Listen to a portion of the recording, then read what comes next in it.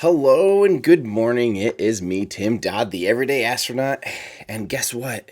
We're looking at a lunar eclipse. It's way too early right now to be doing this, but guess what? Here we are looking at it. So far, obviously, if you're looking at this on your screen as well as me, there isn't much to look at this exact second, besides some clouds, as we just entered what's known as the penumbra phase, which is when the shadow of the Earth begins to just barely appear on the surface of the moon. So it'll be a little bit before we actually see anything of any particular interest. But yeah, allow me to introduce myself. I'm Tim Dodd. I'm better known as the Everyday Astronaut. And I was planning to try to do this myself. After some technical difficulties, I found out I can't indeed run two cameras set up with my current setup. So despite many attempts and hours and much face palming and tears and sweat and probably a little blood, I ended up deciding, you know what? I'll bet you our friends at this place called NASA would probably have a pretty good stream we can pull up. So that's what we're looking at right now. This is a live stream from the University of Hawaii, one of their telescopes, and NASA has they have many telescopes trained on this eclipse all the time. So let me explain real quick what we're looking at here, why this is kind of special. This, to be honest, two of these things aren't incredibly special. One of them is. So obviously, oh, there's a much better shot. Thank you. This is out of Armstrong. So here's why this is special. A blue moon means that there were two full moons in a month. Not anything that crazy in particular, right? That happens often. Then we have a supermoon, which means the moon is at its closest point to the Earth. So it's actually in its perigee, its lowest point in its orbit, because the orbit of the Earth orbits the moon, or the moon orbits the Earth on a little bit of an elliptical orbit. It's not a lot, but it is elliptical. So when it's at its closest point, so that's what we're seeing here today, it's about 14% bigger than it would normally be. And then also on top of that, the Earth is going to go directly in between the moon and the sun, which will end up blocking and making a shadow go across the moon, which will take several hours. So I'm here to ask those questions. So yeah, good morning, everybody. So how is everyone? It's really, yeah, people are saying, Jebediah is saying it's really cloudy up north. I'm up north. I'm in Iowa. I'm glad I didn't try to stream this, because you would basically just see you'd probably see something about like this, maybe a little bit of that. Hey, I'm not Uncle Dad. The Primal Earth. I'm not Uncle Dad. That is indeed somebody else. It's raining there. Well, at least it's not raining now. Let's see here. So let me know if you guys have any questions. The moon is about to fall on the tree line already for hunter cuts. I apologize. It's snowing in Norway. Well, and again, those of you basically have to be in the United States to see this. So if you're currently in Europe or Asia, Australia, I apologize. I don't think you get to see any of this, but yeah. How much did the suit cost me? You should watch. I have a video all about the suit. As a matter of fact, we have 45 more minutes, I think, until we even begin to see anything too much here of any particular interest. So go ahead. You should watch that video. It's called How a Spacesuit Almost Killed Me. I talk about how I got the suit and how much it cost and everything. So let's see here. It's raining in Brisbane. You can see it, though. There you go. That's pretty good. You can see it in New Zealand. Oh, I didn't realize. But yeah, for the most part, if you're east of the United States, unfortunately, well, here's what's funny. If you're east of the United States, even technically I'm east of the United States. Napalm! Oh, that's hilarious. Napalm is in here this morning already. Where am I viewing from? I'm in Iowa. So, Napalm loves pterodactyls, as we do too now, because it's Napalm. So yeah, Napalm is out there in Perth, Australia. So he can see the moon. So yeah, apparently you guys can see the moon still. Oh yeah, you guys get it longer actually, don't you? It's East Coast that gets the moon will set earlier than us. So there we go. All right. Let's see. Will I be live streaming tonight's launch? Yes, for those of you curious. I will be doing a SpaceX live stream tonight, or today, I guess, my time. I believe that's around like at 1:30 Eastern or 2:30 Eastern, which would be something like, oh God, don't make me do UTC conversions on the fly. Something like 20 or something UTC. Let me pull it up here. Because that was supposed to be yesterday. SpaceX was supposed to launch their Falcon 9 yesterday, a Falcon 9 yesterday for mission SES-16/GovSat-1. I had it all pulled up, ready to go. We were literally like T-minus 20 minutes from the live stream starting when they decided to scrub. Weather wasn't ideal, but the actual real reason, it come to find out, there's actually a sensor that they needed to replace in the upper stage. So 21:30 UTC. Thank you guys. There we go. Oh man. And we got more New Zealanders. Darren Godwin loves my accent. Thank you, of course, to me. I don't have an accent, but nonetheless, thank you. Jebediah the Psycho has a theory about sending flat earthers to space. It's probably someday when spaceflight becomes cheap, maybe we can just do that. Howdy, SpaceX now. We need to give a shout out real quick to these guys because that's actually what I did right there when I was like, oh, what time is that launch again? I really quick checked my SpaceX Now app. So if you want to know when SpaceX launches, there literally is no better resource than spacexnow.com. So, oh man, looks like we're having some problems with our Nightbot. I apologize. Yeah, and also with SpaceX Now, you can also set that to show you the times in UTC. I personally have it set to my local time so that I know, because I'm not good at converting to UTC. Yeah. Anyway, we're going to just pull up some music. We're just going to hang out this morning and watch this beautiful, the majestic moon as it falls into the shadow of the earth. Very, very, very, very, very, very slowly. Hey there, Dom. Awesome. Thank you so much. You love my content. Keep up the great videos. Thank you so much, Dom. Oh, also, Napalm. I didn't realize he did another one. I'm actually visiting a guy that owns the second biggest telescope in Western Australia, and he likes pterodactyls. I won't ever understand you, Napalm, and I don't want to. I just do not want to, and that's the way it will be, and that's perfect. What do I think will be the future of the Aerospike engine? Ben Appleby. Thanks, Ben, for the good question. That's a fantastic question. So, for those of you who don't know, I'm hoping that there's people in here that came here to see the eclipse and have no idea anything about rockets, and that's perfect. You're in the right place because we're here to just chit-chat about space, and for me, one of my favorite things about space is going and exploring it via rockets. So, you will see rockets come up often in here. But here we go. This is they want to know about the Aerospike engine, and an Aerospike engine is basically the invert of a normal nozzle on a normal rocket engine. So a normal rocket engine has a big chamber that sticks out the back of it. So there's a combustion chamber, and then there's the nozzle that sticks out, and they are able to direct the gases, the hot exhaust gases, in the direction opposite of the direction they're trying to travel. So depending on their altitude, they need to make different bells. So sea level bells are actually a lot smaller, and then when you get into space, they can make the bells a lot longer and direct that exhaust a lot more efficiently. But they can't do that on the ground for a multitude of reasons. But when you use an Aerospike engine, it's almost the exact opposite. You actually let the exhaust gas push in towards the spike, and as the atmosphere gets thinner and thinner and thinner, it allows it to actually kind of spread out, and it maintains its efficiency almost all the way through. I always think the linear Aerospike is amazing. That's one that's just a long strip, like a channel like this, instead of a tordial Aerospike, which is a circle. And the future of it, I don't know, because there still is only like one company that's kind of halfway working on it. There was Firefly Rocket that was working on a cluster Aerospike thing that was kind of cool.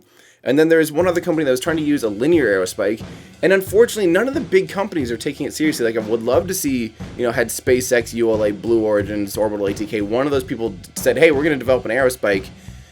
It almost seems like the cost and the R&D, the research and development, isn't quite worth. There we go. Arca Aerospace is working on an Aerospike, but so far we haven't really seen anything decent come up. So that's just curious. That's all I have to say about it. Is I hope that somebody really does do it for real. Seal 6, if you want to know what time the Falcon Heavy launch time is, get the SpaceX Now app.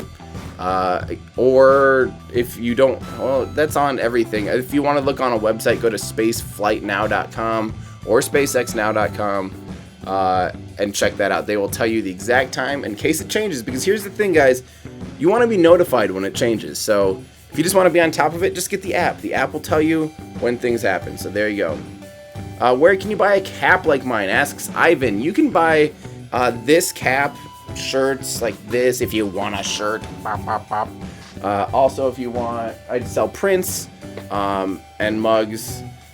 You can find those on my web store, everydayastronaut.com, and then you can go to shop. There's a little button that says shop, and then I bet you can guess what that does. All right, why don't they put fans in spacesuits, or do they already? Yes, they sure do. They're not necessarily just fans. They're more liquid cooled. Basically, think of like a liquid cooled computer, like a PC, like a gaming computer that has liquid cooling in it. There's basically a fancy version that they put in between the outer layer of the spacesuit and then up against the skin of the astronauts to keep them cool. So yeah, they do already have ventilation. Ventilation would be bad. They do already have cooling, active cooling. So more importantly, why is the moon? Why is the moon is because it is. Am I going to the Falcon Heavy launch? You better believe your sweet biscuits. I will be 3 miles away from Falcon Heavy when it launches at Kennedy Space Center's press site. Although I might be, here's the thing, I'm trying, so I have the option of going up on top of the vehicle assembly building, the 530 foot tall building. It's actually the world's tallest single-story building. Which would be great. The only problem is I don't know if I need Cat 5. We need to make sure it has a good internet connection. I'm trying to figure out. I'm going down that channel to see if that's even an option to stream from, because I will be taking this. This is a Blackmagic Studio 4K camera. I'll be taking that with me. Taking my laptop, doing a production from there. So it'll be a really good uncut view. So if you want to have 2 screens up and you want to have the NASA official or the SpaceX official live stream of Falcon Heavy and pull mine up on the other side, we'll be starting to party like 2 hours before launch, so you can ask all the questions in the world. It'll be a giant Falcon Heavy party. So Peter Price asks, what are the Falcon Heavy? The Falcon Heavy, and just to grammatically we say, what is the Falcon Heavy? Falcon Heavy is that rocket back there, basically. Only this one's a bit small. I believe this is a 172 scale model. The real one in real life is 70 meters tall, or 220 feet tall. That's huge. It's basically it's 3 of SpaceX's Falcon 9 rockets. And these things, then they're strapped together. This is the first flight of it. It's able to launch very heavy payloads into space. But the coolest thing is not only can it launch heavy things into space, it can reuse about 85-90% of the rocket, because the 3 big giant cores, the 3 big boosters, all land back at land, or hopefully they will. This will be the test flight of Falcon Heavy, which we all hope goes really, really, really well. So, Stefan says, 2 streams, please. Australian internet isn't that good. Is the center core of Falcon Heavy brand new? Yes. HZQ Productions asks, it is indeed a brand new core. It's beefed up a lot more compared to a standard Falcon 9. The 2 side cores of the Falcon Heavy are literally Falcon 9s. They flew to space and back, so they have come back down already,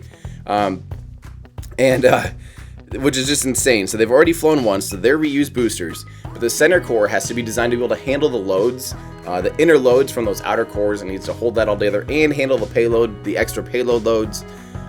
It's quite heavily beefed up compared to a standard Falcon 9.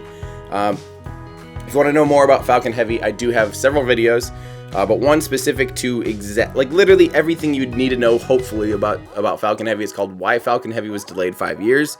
Watch that. It gives you a rundown on everything leading up to the mission, but it also tells you why exactly it's been delayed for 5 years compared to when it was initially supposed to be launched. I saw a great question in the chat, but it went by a million minutes ago.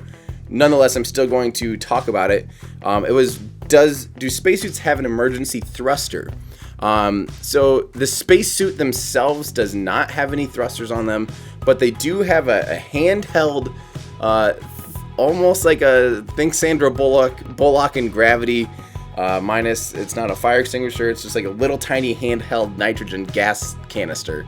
And it's able to provide like literally a very tiny amount of thrust if something were to happen and you're to become detached from the space station or from a spacecraft. There is actually a backup there. So Matt Cowdy asks, are they landing 3 boosters for the Falcon Heavy? Oh, sorry, we're switching topics again back to Falcon Heavy because of course we are like less than a week away from it, so that'll probably be a pretty hot topic. Yeah, they will be attempting to land all 3 cores. 2 side boosters will land back at Kennedy Space Center, and then the center core will land on the drone ship, probably a long ways away. So Buddha Getum asks, how does one become an everyday astronaut? I have no idea. You can be an everyday astronaut. I'm an everyday astronaut. There's room for many everyday astronauts. The real answer, again, if you want to know who, what, where, when, why, how everyday astronaut exists and what it is, watch my video. It's a speech, kind of like a TED Talk that I did down in Sarasota, Florida.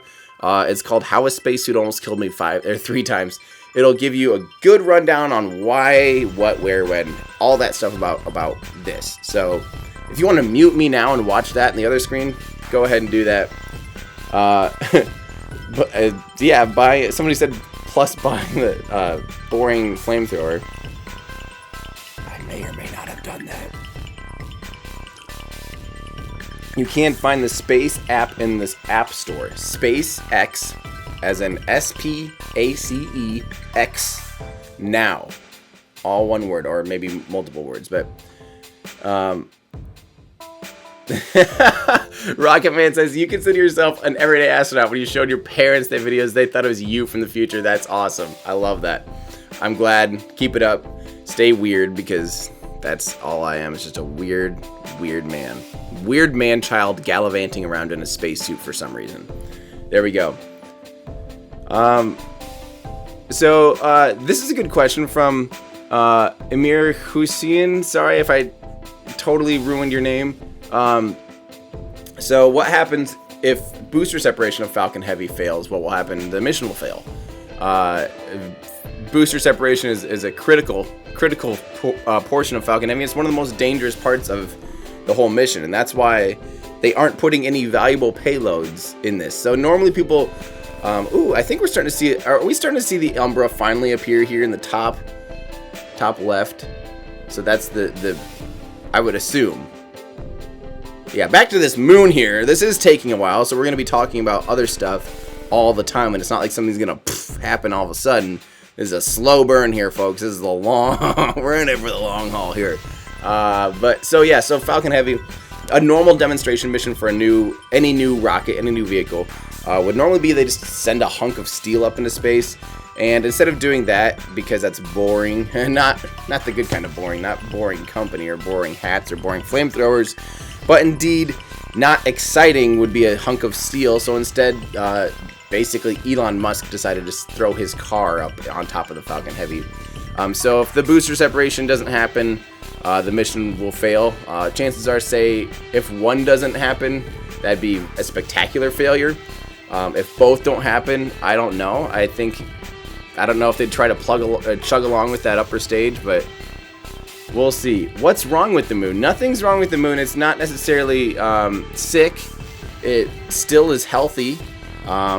But what we're seeing here is we're going to start seeing the shadow of the Earth slowly, very slowly, and again, pretty slowly move across the surface of the moon. So, hey there from Belgium. That's awesome. Thank you for saying hi. Can you watch with the naked eye? If you can see the moon right now, you sure can. That's the beauty of this. You can just walk outside and see the moon. If you can see the moon right now, that's the key though, is if you can see the moon. You might be on the wrong side of the Earth right now to see the moon, but if you aren't, step outside, take a little look. The moon is being stubborn.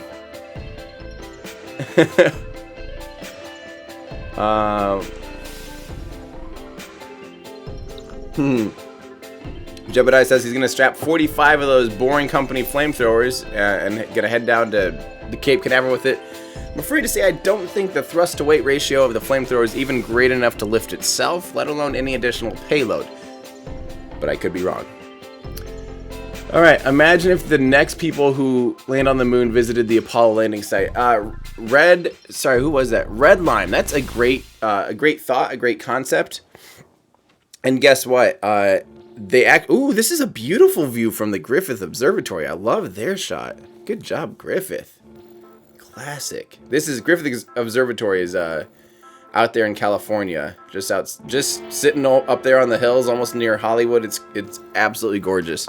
Our good friend Jared Head works up there. I think he's probably doing something right now with the Griffith Observatory. I can't even say that. Good thing I don't work for them. Jeez. Griffith Observatory. So anyway, somebody else. There we go. Anna Maria. Good. If you have the chance, especially if you're on your phone, go walk outside and take a look, because you'll start to see this thing happening. And remember how in that other shot it looked like this is also tilted about 15-20 degrees from that last shot. I still can't exactly tell where the penumbra is coming in at, but maybe I should have done some research ahead of time to actually be able to tell you factually where it's coming up. Oh, so there we go. So Ludwig is asking where the footage is coming from. I tried to shoot this out my own window. Ran into technical difficulties, so unfortunately I could not do that. So this feed is coming straight from NASA. This is NASA's feed this morning. They just have a straight shot going all day from different observatories. Should you go to your physics final exam, or should you watch the stream? Go to your exam, period. This will be on replay. Yeah, school is a lot more important than this. Trust me. You can always come back to this. You can't always easily go back to school and or unfail a test. So please go take that test. Ciao from Italy. Hello. The shadow is coming from the left from here. There we go. Thank you, Arco. Ben Appleby, an Electron Heavy. I don't think Electron's next move would be to make a heavy version, or Rocket Lab. I don't think their next move would be to do a heavy version of their Electron. I bet their next move would be just to build a bigger rocket. Potentially. This is not speculation. I actually know for a fact I have an 8-page script written up all about Rocket Lab. I reached out to them about their future, about future vehicles, and about reusability. So I actually know the answer to that. I'm not going to tell you now. You're going to have to wait until that video comes out to hear directly from Rocket Lab. Because meanwhile, I decided I had it all set up, and then I realized, oh my gosh, I have a live stream this morning. But we're going to be shooting my next video today and trying to edit it before I leave for Falcon Heavy. It's going to tell you where to watch Falcon Heavy and or any other launch in Florida. So there you go. Here in Singapore right now, sadly, it's cloudy here and you can't get a clean view of the moon. I'm sorry about that red line, but luckily, our friends at NASA have a perfect view. Is today a Falcon 9 launch from Leonard M? Yes, it is. Yes, it is. It's going to be expendable, which means it will not be recovered, even though it is, but at least it's reflown, so this is a reflown booster. I'm glad we're not just throwing away brand new boosters anymore. And technically, this booster has the margins to land. It could land if there was a drone ship underneath where it's going to do a soft touchdown, and B, if they had designed it, the mission profile, to be recoverable. But this one, they are not going to even attempt to land the first stage. And there's a few reasons that I've heard, but one of the biggest reasons is at this point, these Block 3 boosters that they have a dozen of, are really only meant to be refurbished and to test the idea of refurbishment and reflyability. Financially, it's not actually that beneficial for them to keep trying to refurbish these over and over. They're not meant to be reflown again. That will be what Block 5 is. Block 5 will be, let's reuse it over and over and over and over and over again. So these Block 3 boosters, they actually are literally running out of storage for them, and they're succeeding in their mission no problem. So Marble Masler, I almost said Marble Master. Marble Masler says, how often, and I kind of started to address that, how often can boosters be reused? These normal ones, the ones we've seen fly so far, the Block 3 iteration of Falcon 9, the ones that we've seen land, all those can really only be used one other time, maybe used another time after that if they wanted to. But SpaceX has chosen to just apparently they're limiting it to one reuse per booster. Which is cool, which is fine, because this Block 5 edition, they're saying 10 times they're hoping to totally reuse it without even major refurbishment. So, they will be, Camden Train says they will be doing a guided entry and descent and landing, but no, drone ship. Basically what happened with CRS-3. and CRS-4 and CRS-5. CRS-3 didn't have grid fins, so it would be similar to those. So let's see, supermoons are like once a month. Yeah, supermoons are not once a month because it has to be a full moon at its nearest point. They're, I think, every couple sometimes.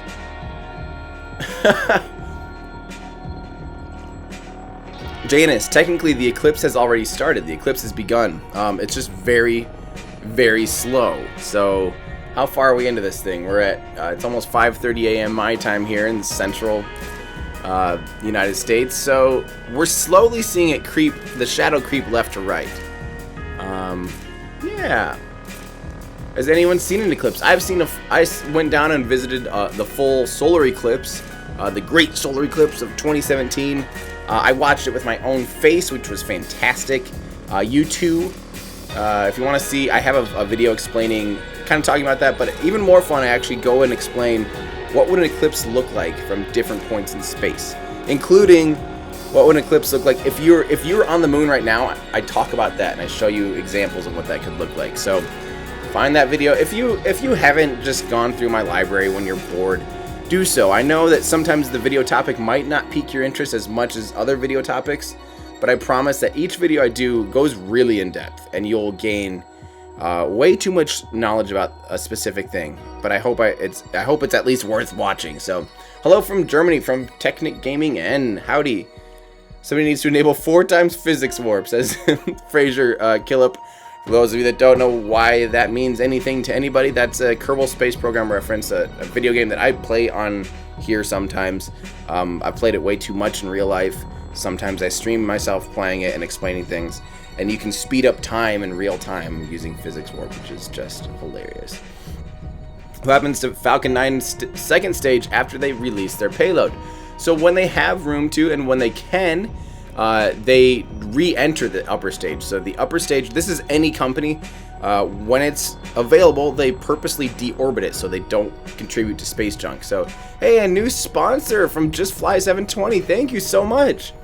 Thank you. Everyone say thank you to Just Fly 720 for the sponsorship. You now can use custom emotes and a lot of fun other things. So thank you so much.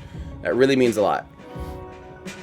All right, so again, yeah, let me just do a real quick no problem, Rune. They're saying it's dedication, 5:30 a.m. Yeah, this is early for me, and I have not. So as I prepare to leave, again, I drive down to Florida to cover Falcon Heavy, which would be a 21-hour drive, and I'm supposed to be leaving Friday. Now, what that means for me is I'm trying to do 65 billion things before I leave, and when I get that kind of stress, I just don't sleep very well. So, yeah, so I'm on like no sleep. Then we have things like this. I'm like, oh, it's gonna make it so I can't sleep anymore. Maybe someday I'll catch up on sleep. Wouldn't that be nice? Okay, so let's see. When you haven't went to sleep yet. Exactly.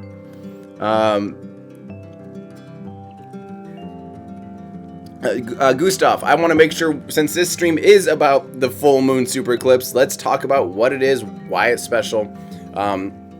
We have 3 kind of different phenomena happening today, which is pretty crazy. The 2 of them happen fairly often, and one of them doesn't happen as often. But here's what this is. A blue moon is when you see 2 full moons in a month. Not very special. It happens multiple, like once or twice a year, right? Not a huge deal. And then a super moon is when it's a full moon and the moon is at its closest point in its orbit. So again, the moon orbits the Earth in an elliptical manner. So it's, some point it's kind of like a hula hoop offset, right? Like this, but not that big a difference really at all.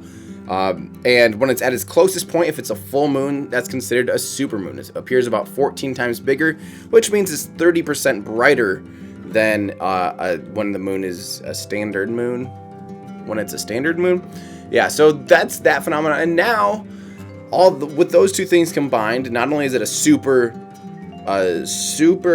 blue moon, it's also a blood moon, because a blood moon is when the Earth blocks, it's a lunar eclipse, so it means the Earth blocks the sun from it goes in between the sun and the moon, so that you will see the shadow of the Earth crawl across the moon, and then the moon will be in the complete shadow of the Earth for like 2 hours. And the reason they call it a blood moon is because the only visible light that makes it onto the moon during this period is the light from the edges of the Earth. So it basically, imagine every sunset all on Earth at the same time. So you know, when you're watching a sunset, how the light turns red, or sunrise, light turns red. That's because only the bottom spectrum can make it through all that thick atmosphere as it distorts or as it bends. I might be a little bit, I'm not exactly the best. I'm not an astronomer, so I might be saying something a little bit wrong. So take it with a little bit of grain of salt. But what happens then is the only light that makes it onto the moon is all that sunset light, which is crazy. So the moon ends up being red because the only visible light that makes it onto the surface of the moon while it's in the shadow of the Earth is the red spectrum light, which is awesome. There you go. Oh yeah, 14%, says Leonard, not 14 times. Yes, 14% bigger, not 14 times bigger. 14 times bigger would be amazing, but it's not happening. So there you go. Hey Brady, how's it going? Brady Keniston. So Brady's I just met him less than a year ago, Brady. It feels like I've known you for a long time already. I met him down there at Kennedy Space Center. You weren't even with the press at the time, were you? He was just out there lurking hard, trying to get really good shots it was a Falcon 9 launch. It was SES-10, which was the first reused Falcon 9 ever. Brady was there. Brady, where are you from again? Is it Indiana or Michigan? Something like that. Somewhere close-ish to me. So he's now been going down and shooting a bunch, and he's a phenomenal photographer. So everyone say hi, Brady. I think 14 times bigger would be apocalyptic. I absolutely agree. Michigan, there we go. I think I kind of did it. Yeah, seriously. Oh no, NASA, go back to Griffith, please. How about singing some Blue Moon? Blue? No, you can't. You can't. I don't have the license for that. So unfortunately, I will not be singing that, and I won't be singing anywhere. The streams doesn't show how much darker than the moon has gotten. Crap. I need to fix grammar on the fly. The stream doesn't necessarily show how much darker the moon has gotten yet, per se. If they did a back-to-back comparison, you would see the difference. But eventually, it'll become pretty obvious here, hopefully in the next 20 minutes or so. This is not the eclipse, this is a cloud going by. Rapid eclipse, crazy mode or whatever. It has already started. Again, the eclipse has already begun. It's slow. I don't know if you happen to be able to watch the solar eclipse this year. The solar eclipse happens relatively quickly, from start to finish, only like a couple hours. This is a lot longer of an event. The sun blocks out the moon for a lot longer, or blocks out. So when you're on Earth and there's a sun and there's a moon, they're almost the exact same size, so you only get about 4 minutes at best of total eclipse. But if you were on the surface of the moon looking at this type of an eclipse, where the moon goes in between you and the sun, the Earth is 4 times bigger than the moon is. So it lasts for a lot, not even 4 times, a lot longer. All right, like 2 hours of total. There we go, Blood Moon Super Hype. Super Moon Hype. Thanks, Doggy. Doggy 15. Guys, it's still morning for me. If I'm just a bumbling moron. Yeah, that's why. It is not red yet. Is that still to come? It sure is. It really won't appear red until it's almost entirely in the shadow of the Earth. At this point, there's still far too much visible light hitting it, the normal light spectrum. So it's not having, it has to be the majority, and you'll see it shift. And actually, all of a sudden, it will go really quickly once it gets to that point. All of a sudden, it'll be like, oh, that's actually quite red. Let's see here. We could pull up the live stream of Griffith Observatory. I could try swapping it on the fly. Maybe. That sounds a little risky. I don't want to just jim around. My mouse was on the screen. Wait, what? That's not my mouse. That's NASA's mouse. Oh, no. NASA, if you're listening, move your mouse. I thought it was my mouse, and I intentionally tried to move it. Whoops. That's hilarious. Yeah, the BFR is already flown because its tank, they pressurized the tank till explosion, and it left the ground. So, in a sense, part of BFR has flown. I think you actually can see red before totality because 2 years ago we had a blood moon, and it wasn't a full lunar eclipse, I don't think. Maybe it was. Yeah, maybe it was. I don't remember. Just giving you bad information over here. Oh, they moved it! Yay! Bye, mouse. Wayward mouse. Wondering how many people just tried to move the mouse. There's like 20 different people in that feed, and then all of you guys like, my mouse isn't the... You have to take 27 hours to see Falcon Heavy. Henry, dang, that's further than me. I will be driving 21 hours. That's because my car will be full to the brim. Absolute brim. Oh, thank you, EMJR, Militia, The Last Hope.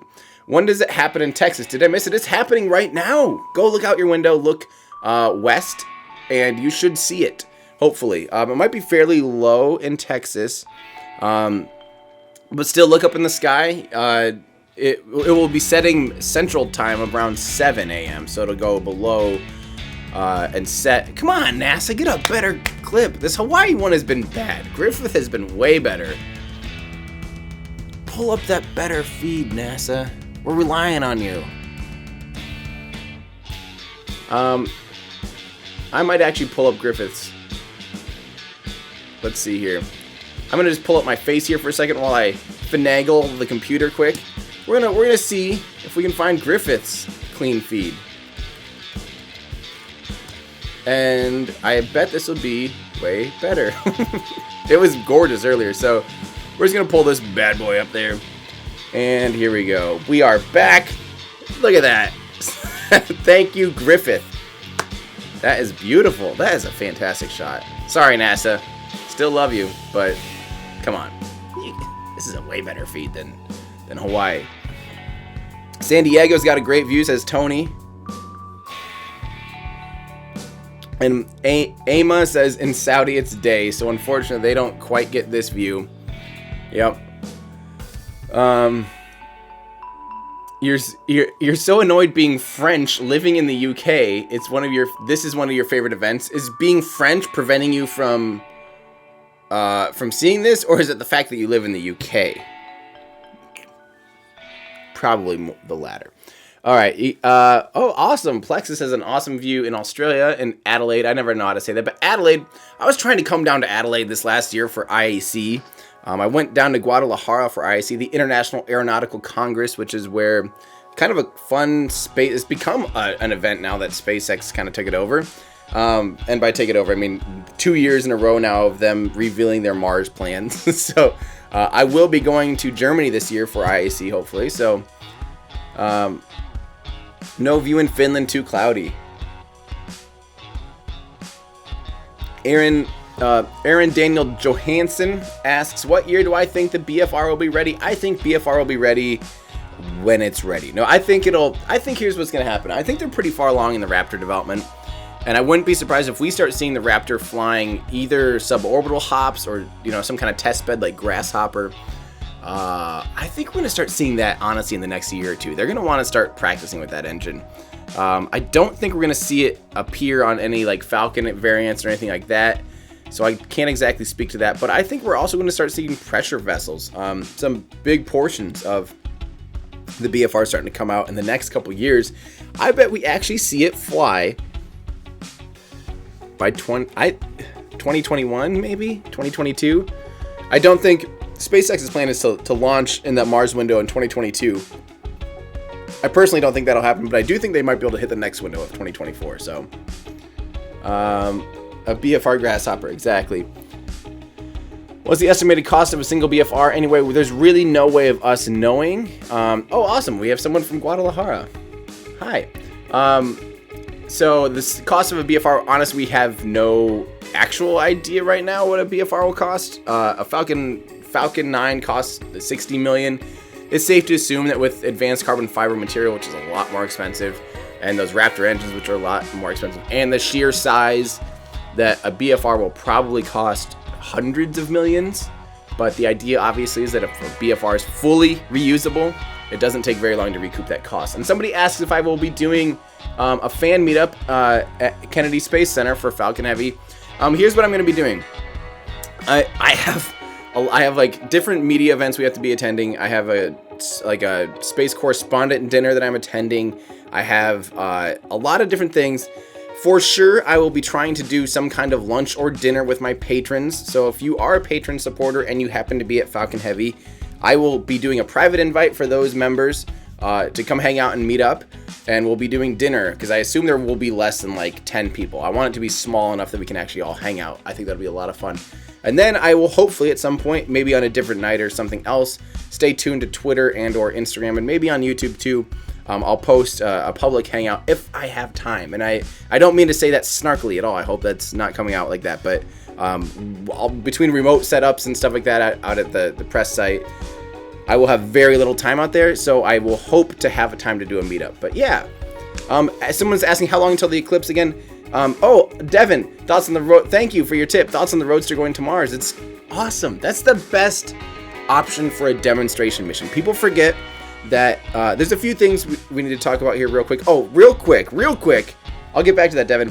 First off, the eclipse has begun. That's why you see the shadow appearing on the left side of the moon here. That is the Earth's shadow beginning to creep across. It'll still be quite a while before it's totally in the shadow and before it starts to appear to be red. But yes, there we go. So Devin, thoughts on the Roadster going to Mars? Again, I'm going to probably have to reiterate things a lot, but the Falcon Heavy, the demonstration mission of the Falcon Heavy, those 3 cores right there, that rocket. Hang on. Thank you so much, R-A-A-R. I'll be right back. I'll finish answering this question from Devin, but thank you for that tip. The Roadster going to Mars. Here's the deal with that. It will... that's their demonstration payload. So normally a demonstration mission like for Falcon Heavy, those types of things, they normally just use steel or concrete or some payload mass simulator. Because it's a demonstration mission, it's fairly risky. There's not a great chance of it succeeding. It's less than their typical 98-99% success rate.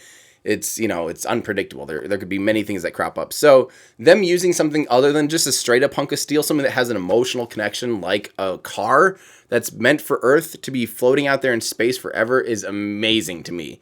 That's like the perfect situation because it's it doesn't cost that much compared to a normal. I mean, they probably still spent several $1 million to do it just for fun. But, to prepare that compared to just a normal slab of steel, I'm sure they had many considerations. But that being said, remember, just to clear up, it's not actually going to Mars. It will be going in a solar elliptical orbit. Yeah, just making sure I'm not saying eclipse orbit. Solar elliptical orbit, meaning its lowest point here is basically an Earth's orbit around the sun. And its highest point will be out there to Mars' orbit. So it won't actually be going to Mars. It won't be orbiting Mars. It definitely won't be landing on Mars. It won't necessarily even get close to Mars for a long time. So, and RAAR, thank you. Here's a tank of gas for the Falcon Heavy trip. Thank you. That's awesome. That really means a lot. You're in Alaska, so no way you could make it. So take awesome shots for everyone. Don't have to worry about your gear if it explodes on the pad. First off, thank you for the tip, and that literally will go straight into the gas tank, trust me. So to talk about the gear, I will be taking lots of pictures. I have the option of setting up 6 pad cameras, but I think just for my sanity's sake, I'm not going to try to do 6. I think I'm just going to focus on like 3. I think that's like the right amount where I'm not going nuts because I do it all by myself, and I'm going to try to do live streams out of the pad and stuff. I'm going to try to do a lot of different things, and I'm probably going to lose my mind if I'm trying to set up 6 cameras, like one-handed base. It's probably not going to happen. So what happens, and for those of you that don't know, how does a pad camera take pictures? I will talk about that after this. Do I have to worry about your gear if exploding on the pad? No, because I have it in a rocket exploding proof baggie. Truth be told, it's literally in a garbage bag. You wrap your camera in garbage bags. Some people do like mailboxes and different contraptions. The only thing that's good for is the condensation, because if the camera has to stay overnight, it gets wet out there, and that's only there to protect the camera from getting wet. The blast of the rocket is not. Our cameras are about 500 feet away. There are other rocket sites where you can get a lot closer. I was able to be about 100. My camera's not me. My camera was able to be about 150 feet away from the Delta IV Heavy that launched Orion. That was an awesome shot. People's cameras got... I had the only surviving camera in the whole line of cameras. Everyone else's cameras... Some guy's tripod ended up a quarter mile away and he never found his camera. A lot of the other tripods were knocked over. One of them was sheared in half. The tripod sheared in half. I crap you not. That's how powerful the rocket blast is. And oftentimes it'll even lead to pitting on the lenses. So maybe rocks and gravel will go into the lens and scratch up people's lenses. So that being said, if a rocket were to explode... most likely, this happened to my friends that were shooting that Orbital ATK Antares rocket that blew up about 3 or 4 years ago. I think 2015 it blew up. And a lot of them, I think all of them, their cameras actually survived. They may have not been in working order, but they got their cameras back. They were able to get their footage back, which is awesome. That's most likely what would happen. So we hope it we hope it gets off the launch pad, because if it doesn't get off the launch pad, that launch pad's a lot more expensive than my crappy used Canon that's sitting out there. So what cameras do I use for these launch pad cameras? It'll be crappy Canon 40D and 50Ds, just old DSLRs that are kind of more throwaway bodies.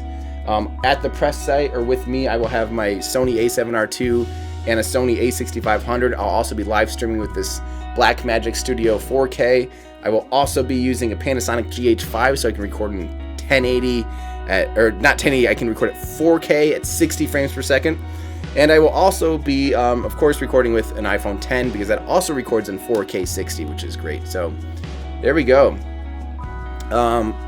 Any historic shots you're looking to recreate for Falcon Heavy? Brady, you know what I'm trying to do? I think you know this because you saw me probably tweet about it, but I'm trying to find a Tesla so I can at least take a Tesla to the press site and get shots of a Tesla and the Tesla going to Mars, the first Tesla in space, right? And thank you to a new sponsor. That's awesome. Thank you so much, RAAR.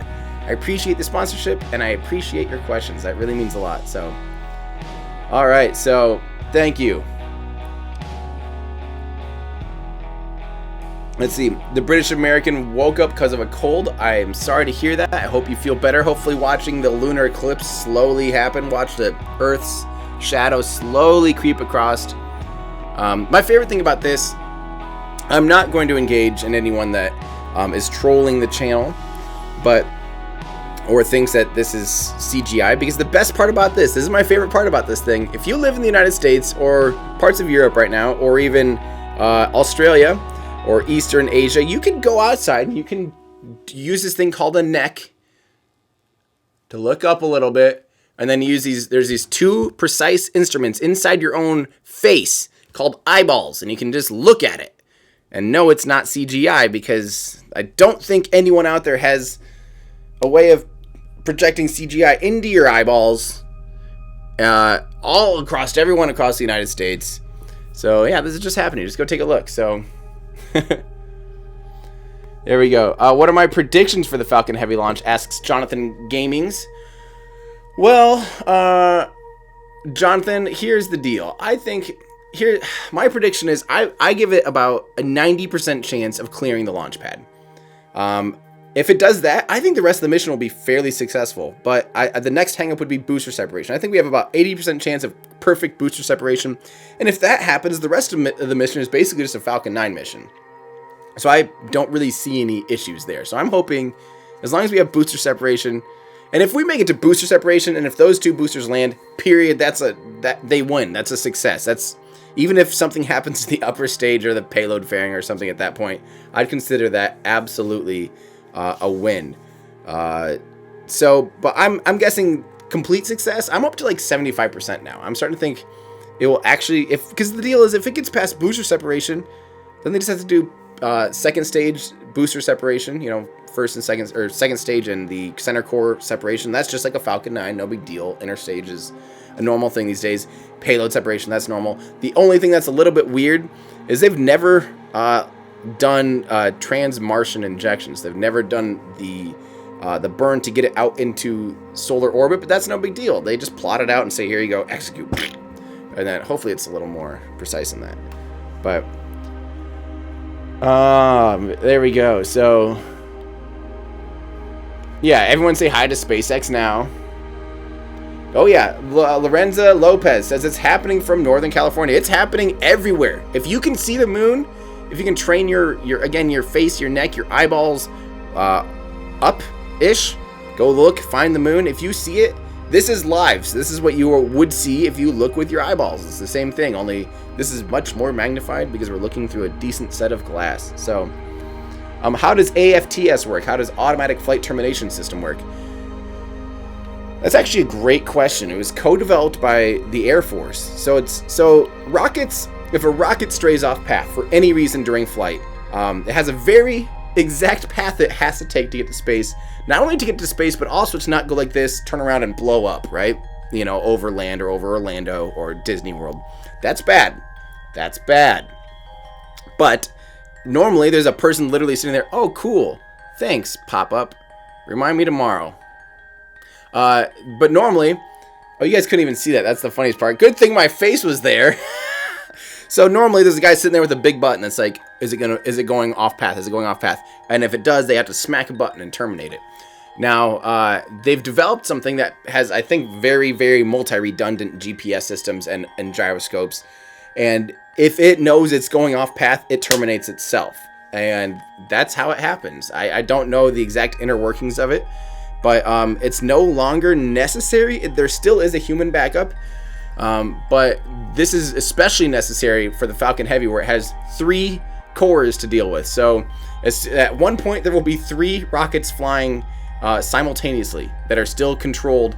One of them will be ascending, the center core. The other 2 will be in a controlled descent and will be coming back to land. So they need to have their own automatic flight termination systems in case, say, one of those side boosters goes all winky wonky and keeps flying west for some reason instead of a short boost back burn.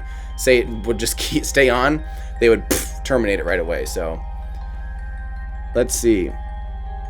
J Rock says it looks like they're seeing this in Alaska. Awesome.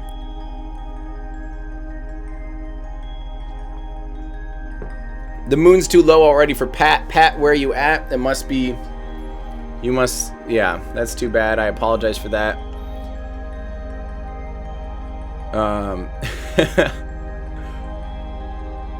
Say hi to your boy Musk. Seeing this in Australia.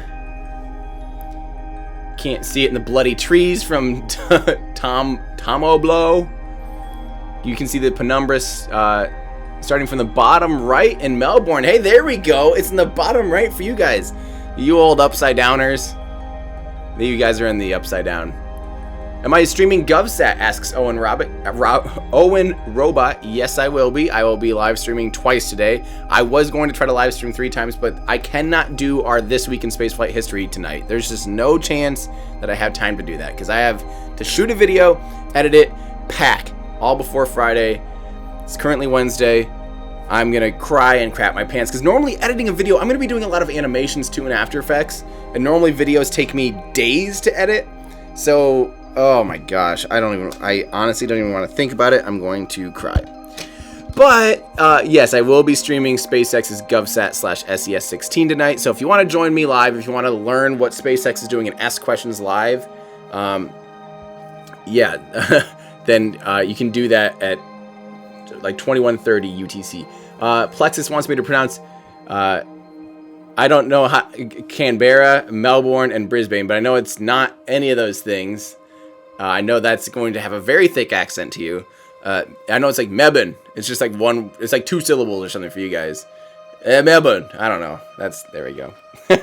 Shoe Shock TV, they believe in me. Thank you. Clouds everywhere. I'm sorry.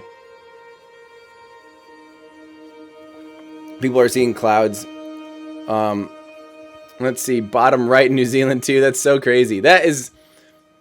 We're not going to talk about this. I swear we're not going to talk, but that's right there why, how cool it is that, you know, on the globe, depending on where you're standing, right now you're seeing it's literally upside down compared to what we're looking at, which is crazy. I love that.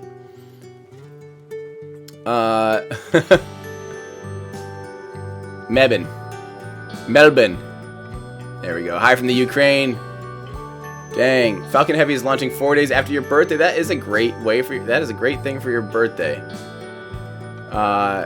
Let's see, clear there in Reno. I was talking about it. You're right. I couldn't help it. Cloudy there in India. Pronounce your name. It is impossible. It sure looks like it. Yeah, you're right. I'm sorry. Hey guys, here's what we're gonna do. I need to get some more coffee. So I'm gonna make my face disappear for just a second, and I'm gonna keep this stream up. You guys keep chatting. I need coffee because it's still 6 a.m. Let's see here. I will be right back, everyone. I'm gonna keep this stream running, so don't go anywhere. But my face is just going to not be here. Ready? Watch. Bye. Classic. My face is all you see now. Nice try, Tim.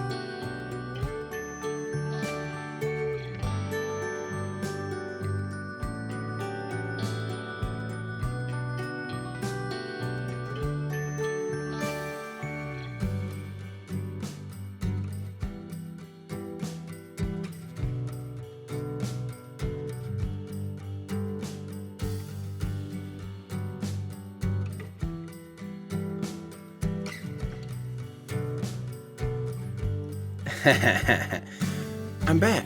Hi. Drop bear. Is that like an Australian joke? Because my friend Lisa Stojanovsky got me all excited about drop bears in Australia. Come to find out, they're terrifying. So, yeah, Doggy15 said just took a look outside and it's so weird. I did the same thing when I was refilling on coffee. I decided, I better take a look at this with my own eyeballs. So I did, and it's crazy. It's so cool. I can't wait until we actually see it red. I'm gonna have to take a little. Poke outside when it gets red too. There sure is a shadow eating the moon. Paul Jr. asks this Wednesday, where is Uncle Dad? I need to talk about that again. Unfortunately, I will not have time to do This Week in Spaceflight History tonight. For those of you that don't know what those words mean in a sentence like that, I do a show. I did this last year. I did about 10 episodes or 8 episodes where I recreate historic spaceflight events in a computer game / simulator / green aliens that look like frogs game called Kerbal Space Program. And I take spaceflight events and I recreate them in Kerbal. It's a live stream. And I normally have a friend named Uncle Dad who joins me. And he asks a bunch of terrible questions because he literally knows the least amount of space things as humanly possible. Yet, despite him watching me do all this stuff and me explaining it 100 times, it never quite makes it into his brain, which is fine because it makes it more entertaining. I'm starting to think he's trolling me and he's probably a hyper genius. So there we go. That will not be happening tonight or next week because I'll also be in Florida. That's definitely going to have to be a when we can because he's a very busy person. And it has to just work out. And unfortunately tonight it just won't work out. But it is Wednesday and he is not here. So I apologize about that. So if you want to watch that, please do. So real quick, again, I need to make sure that we are letting people know what this is, what we're seeing. This is a super blue blood moon. Right, eclipse. So this is a lunar eclipse. Let's start with the blue moon part. That's a full moon twice in a month. It's not actually that crazy. This happens all the time. A super moon, which is cool because that's when it's a full moon and the moon is at its closest point in its orbit. So the moon orbits the Earth every 28.5 days or something like that. And that's fun and all, but it appears 14% bigger, 30% brighter during the supermoon phase. So it's a blue moon, supermoon, and it's a blood moon, which means it's a lunar eclipse. So a lunar eclipse is when the Earth blocks the sun from the moon. So right now, obviously, the reason the sun is illuminated is because, or the reason the Earth, or the, still too early. The reason the moon is illuminated is because of the sun, right? And what happens is you're sitting there, you're looking at the sun, and all of a sudden the big old Earth just appears in front of it, in between you and the sun. If you're on the moon, if you are the moon. So now that's what we're seeing. We're seeing the shadow of the Earth appear on the surface of the moon. Very cool. You can tell due to focusing. Actually, this is kind of like photography. Something that's out of focus, the shadow appears to be blended. And that's just what happens when you have a shadow. If you can have a crisp shadow on something. If you have an object like this, you can have a very crisp shadow at the point closest to, you guys probably can't hardly see that because of, oh man, this is gonna be a hard demonstration. Okay, the point where my finger is touching, the shadow is very crisp. The further away it gets, the blurrier it gets. And that's how camera focusing works. That's why an aperture, a wide aperture, has light gets softer and softer and softer. It gets more and more out of focus. And that's why at 238,000 miles away, or I think 227,000 miles or something like that right now, when it's at its closest point, that's a long ways away. So the light actually has a lot of time to converge and get blurry. So we don't see this nice, crisp, perfect shadow. We see a blurry shadow, but it's going to end up being so big that it covers the entire moon, and the only visible light that will reach the moon will be of the red spectrum, because basically you'll see every sunset on Earth at the same time if you were on the moon, and all that you'll see is red because the sunset's red. That's all that makes it through. So there we go. If you had a pinpoint sized sun, you could see the shadow of buildings in the shadow of the moon. That would be awesome. You can see the east, towards the east of the sky, it's reddening. That's awesome. What are my thoughts on ARCA? Remind me what ARCA is and I'll tell you your thoughts. Hey, thank you, Paul Jr.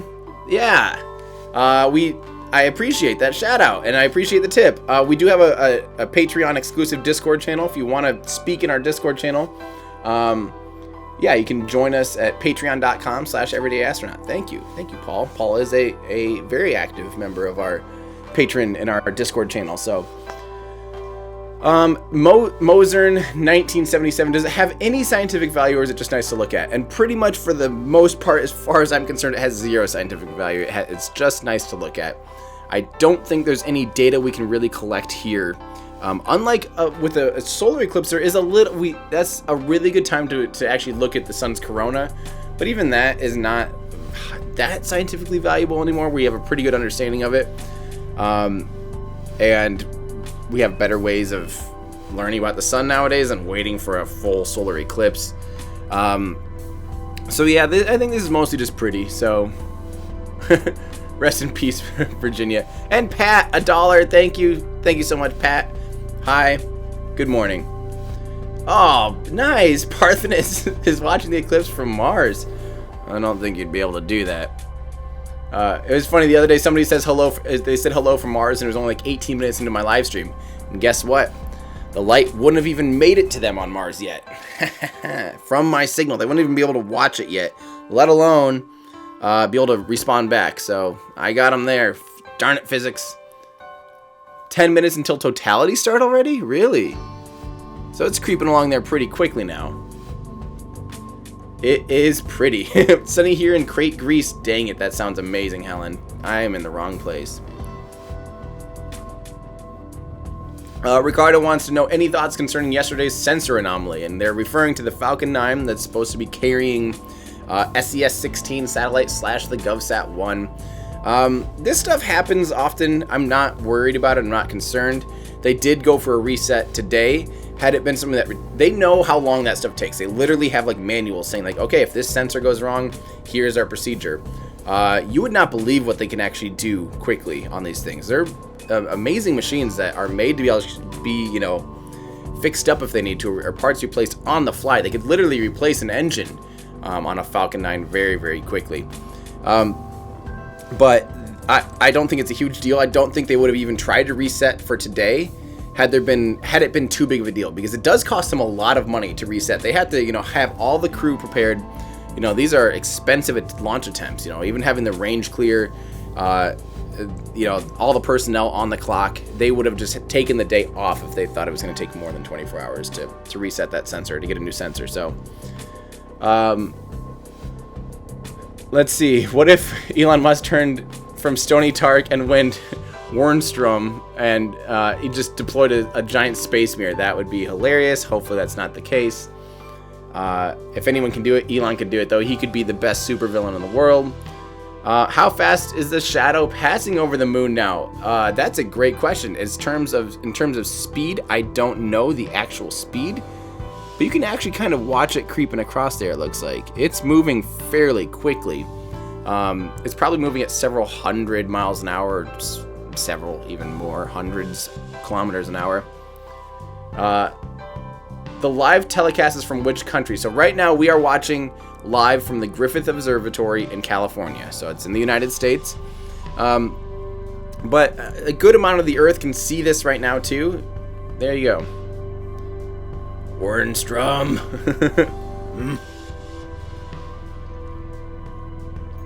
Will SpaceX test no legs or new legs with Falcon 9? I'll answer both in case. They will be testing. This launch, what's funny, it's an expendable launch, but it has landing legs on it. People are speculating why they did that. I actually don't have the answer to that. I'm not sure if they did it because it at one point was meant to be recovered, or if they want to practice even crazier recovery techniques, or maybe even practice slightly deploying the legs for a little bit more aerodynamic drag. I can't tell you, to be honest. At this point, they might still just be trying to push these cores as hard as they can during reentry, especially these expendable ones, to see what point failure actually is during reentry. So, who knows? And then the other thing you're going to say is that you asked, would they test no landing legs on Falcon 9? I don't know if there's any plans to try to ever do a cradle landing like they would potentially be doing with the BFR. And a cradle landing would be amazing because you don't need to take the mass of the legs with you. But I wouldn't be surprised if SpaceX at some point practices a no landing gear landing. I could see the Falcon 9's getting pretty darn accurate, and I wouldn't be surprised if they came up with some ridiculous looking, like the Octo Grabber type situation that's like mobile and can catch it. That wouldn't surprise me. So, will I be streaming SES 16? Yes, I will be. Hey, thank you, Rocky Boulders. That means a lot. Keep doing what you're doing, Tim. Question, any idea when Rocket Lab might launch the Moon Express lunar lander payload? Yes, I do have an idea. I don't think it's next. And I think they have like 1 or 2 more launches in between now and when they do the Lunar Express payload. So let me explain what that is real quick. Oh, hang on. Tron here in our Discord says the moon speed through the shadow is about 1 kilometer per second, or 2,300 miles per hour. In totality, may last nearly 107 minutes. Nevertheless, the total time between the moon's first and last contact with the shadow is much longer and could last up to 4 hours. Thank you, Tron. Excellent knowledge drop there. So thank you. Where would I be without you? So back to Rocket Lab, and thank you, Pat. Did I see the comment? Where was there a comment? I did not see the comment, Pat. But thank you. Okay, so back to real quick, Rocket Lab. I'm not entirely sure when the Moon Express will be, but the Moon Express is a private company launching something that's about the size of R2-D2 onto the surface of the moon. They're a private company, and the thing is, all they need to do is get into, I think they even need to get themselves into lunar orbit. So the Rocket Lab Electron is capable of getting it out, apparently, to a translunar injection, which means it can get it out to the moon. And then this little R2-D2 looking thing has enough delta V, enough propellant, enough fuel to be able to slow itself down enough to get into lunar orbit and then touch down on the surface of the moon. And then it was trying to get the Google Lunar X Prize, which is a $20 million prize for the first person to do it, and they had 2 other contingencies. But it needed to be done by March, and unfortunately no one is launching before March. It came down to the wire because literally Moon Express will probably be launching in like May or something. So out of this 5-year competition, or however long it was, the X Prize, it's going to be just months late. So it's not like it's 2 years late, but they're still going for it anyway. Despite not being able to win the $20 million, they're still going for it, which is awesome, which is so cool. I really hope the best of luck to Moon Express. They are awesome, and I hope that happens. So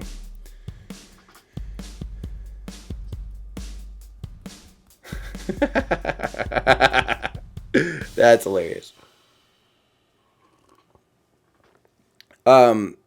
Buddha get 'em asked if you were on the moon and looked at the Earth, what would it look like? Again, I have a video all about this called "What a Solar Eclipse Looks Like from Space," or "What an Eclipse Looks Like from Space," and we talk about this. And actually, here's what's funny. So if you're on Earth and you're looking at the sun getting blocked by the moon, that's called a solar eclipse. If you're on the Earth and you're watching the Earth block the moon, it's a lunar eclipse. So what would it be if you were on the moon watching the sun get blocked out by the Earth? Would it be a solar eclipse because the sun is still getting eclipsed by the Earth? Or would it actually be something like a terrene eclipse, which would be, no, a terrene eclipse would be if you're on the moon and the moon was in between the sun and the Earth. So basically a solar eclipse on Earth. If you're on the moon, it'd be a terrene eclipse because you'd be seeing the Earth being eclipsed by the sun, or by the moon. Gosh, this is complicated. But I think it would still just be, in this case, it'd be a plain old solar eclipse. If you're on the surface of the moon right now, you'd be watching a solar eclipse because it's the sun that's getting eclipsed by the Earth. Holy moly, that is complicated stuff. I am tongue-tied, but there you go. I have a video about that. It would be beautiful. It'd be Earth would be gorgeous, and it would have this red ring around it, so it'd be awesome. What if you're on the sun and you were to watch the Earth get blocked by the moon? You better be wearing some pretty hot tamales there. When is NASA going to hook up with those moon cameras? I would love to answer that question better, but I don't know what you're talking about. There are still several cameras on the moon currently. There are the last 3 Apollo missions, Apollo 15, 16, and 17, all had lunar rovers, which all had lunar rover cameras. It's really famous for that last shot, the last people to ever leave the Earth, Gene Cernan and... Wait, no, who was it? What are those people's names? I'm going to blank out. It's way too early for me to recall the 2 lunar astronauts on Apollo 17, but they had that famous shot of watching the lunar ascent stage take off. And there's almost a 3-second delay between communications. That means the person on the Earth that was able to control that camera that's sitting on the lunar lander, they had to start panning up 3 seconds early, which I think is really cool. So, hey, no problem, Rocket Man. Chuck Norris has been into the sun twice. Only Chuck Norris could do that. Let's see. Someone asked earlier about visiting the old Apollo sites. Yeah, a great question. Trond in our Discord channel has a really good question about one of you guys had asked when we were talking about the Google Lunar X Prize, and they're asking about visiting the old Apollo sites. Those are actually protected sites, so you might be able to get close enough. You could get close enough to be able to photograph them, and I know people would love to see that. And I think someday, very soon, we'll actually have probes and/or people getting close enough to the old lunar sites. But those are, we want to preserve that history, and those footprints and those tracks and the lunar landers themselves will stay there forever. There's no atmosphere to eat up and corrode and wipe away the footprints. So they are there forever. As a matter of fact, not only has obviously the United States photographed it with like the Lunar Reconnaissance Orbiter, Japan also and China both have really great photographs of using lunar orbiters to photograph satellite imagery of these. And people say, well, why can't you see it now? Like with the Hubble Space Telescope. The Hubble Space Telescope can only get to like 1 pixel per like 100 meters or something for the moon. It's not a very good telescope for the moon. Its optics are great, don't get me wrong, but it's still really, it's only 300 miles off the surface of the Earth. That's what, 450 kilometers-ish off the surface of the Earth. That's how close Hubble Space Telescope is. So it's just barely scraping. It's not very far out there. The moon, on the other hand, is 230,000 miles, basically. 240,000 miles away. So the Hubble is not the telescope you'd want to try to take pictures of the lunar landing sites. If you want to do that, you definitely want to be using a lunar orbiter, something that's in orbit of the moon, that can take pictures. And they have done that. You can find those easily. Yeah, it's a beautiful thing. I love it when other countries' science instruments are able to detect that. So it's not just NASA, right, guys? A Russian rover drove by. Really, Old Gamer Noob, if you can find that, please find a link. I didn't actually realize anyone's ever driven by any of the sites. I kind of thought that was a no-no. So, Hubble is an airplane, says Truthholder. That's an interesting concept. The problem is, even if you were to think that, how does it refuel? How does it pass? You can actually track it because it is a satellite, so you can track it. It is in orbit around the Earth, so it does an orbit every 90 minutes. So that's awfully fast for an airplane. That's 17,500 miles an hour, 27,000 kilometers an hour. I don't know of any aircraft that can do that. Not only do that, but sustain that speed. These are things you can track with your own eyes, with your own instruments. So it's not... Interesting thought, though. This is a live feed of the moon. So if you have the moon visible to you right now, go outside and look. Take a break. Go take a look. This is a lunar eclipse. This is the Earth in between the sun and the moon. So therefore, we are casting... The Earth's shadow is being casted onto the moon. It's beautiful. Who wants to know what's everyone's local time? Let's see. Yeah, Omer Magan said, thought I heard there is NASA Observatory on an airplane. There's been multiple observatories on airplanes. That's a great way to get above a good discernible amount of our atmosphere. You know, when an airplane's at 35,000, 40,000 feet, 10,000, 15,000 meters in altitude, you are above a good amount of the atmosphere, so you get rid of a lot of that atmospheric distortion. So that's a great way to use an observatory, is on an airplane. And they do that. But one of the most common flying NASA airplanes that has observatories is actually one that's flying over Antarctica and mapping using lasers the exact depth of the ice to watch the ice sheet melt. So that's awesome. And there's everybody's times. Just Mark says, how long after Falcon Heavy reaches orbit will it do the trans-Mars injection burn? Do we have to wait a couple days, or is it an immediate thing? Have they released timelines for the mission yet? Just Mark in our Discord channel. Great question. I don't have the answers to that, but most likely any kind of injection burn will be relatively quick. They might have to do one more. So after it gets into its initial orbit, it might be in a coast phase, and then it might have to do its full orbit, or they might be able to do the injection burn right away, like 45 minutes later. Total guess, that's a total speculation, but I would assume it will be within 2 hours of the launch. Most likely. So I can't imagine them, because, you know, this upper stage only has batteries for so long. So I can't imagine them waiting more than a couple hours. So there we go. So is SpaceX capable of sending personnel / cargo to the moon at this point? Old School 896 asks. So technically, the Falcon 9 the Falcon 9 could launch something to the moon right now. It'd have to be small. Just like, actually, I mean, my favorite example, we were just talking about Rocket Lab earlier. Their Electron rocket is tiny. Tiny. It can only lift 225 kilograms into low Earth orbit, as opposed to the Falcon 9, which can carry 1,000 times that, like 22,000 kilograms into low Earth orbit. So the Falcon 9 could carry a lot more, which obviously means it can carry a lot more to the surface of the moon. But you'd have to have a lander for it. You'd have to have a separate spacecraft that's able to land something on the moon. So SpaceX would either have to develop that, which I can't see them doing, or a company's payload would have to be able to develop a lander big enough to make useful data out of it or whatever. The Falcon Heavy is capable of sending crew around the moon on a Dragon 2 capsule. The Dragon 2 is the crewed version, so human rated, We used to say, or people used to say it manned, but that is not correct because there will be women on board. So it's a crewed capsule version of the Dragon 1. The Dragon 2 is capable of sustaining human life for 30 days, I believe. And that's good because it takes, several days to get out to the moon. I think a lunar slingshot like that would be more than a week. So, yeah, so they are capable. The Dragon 2 is not quite ready.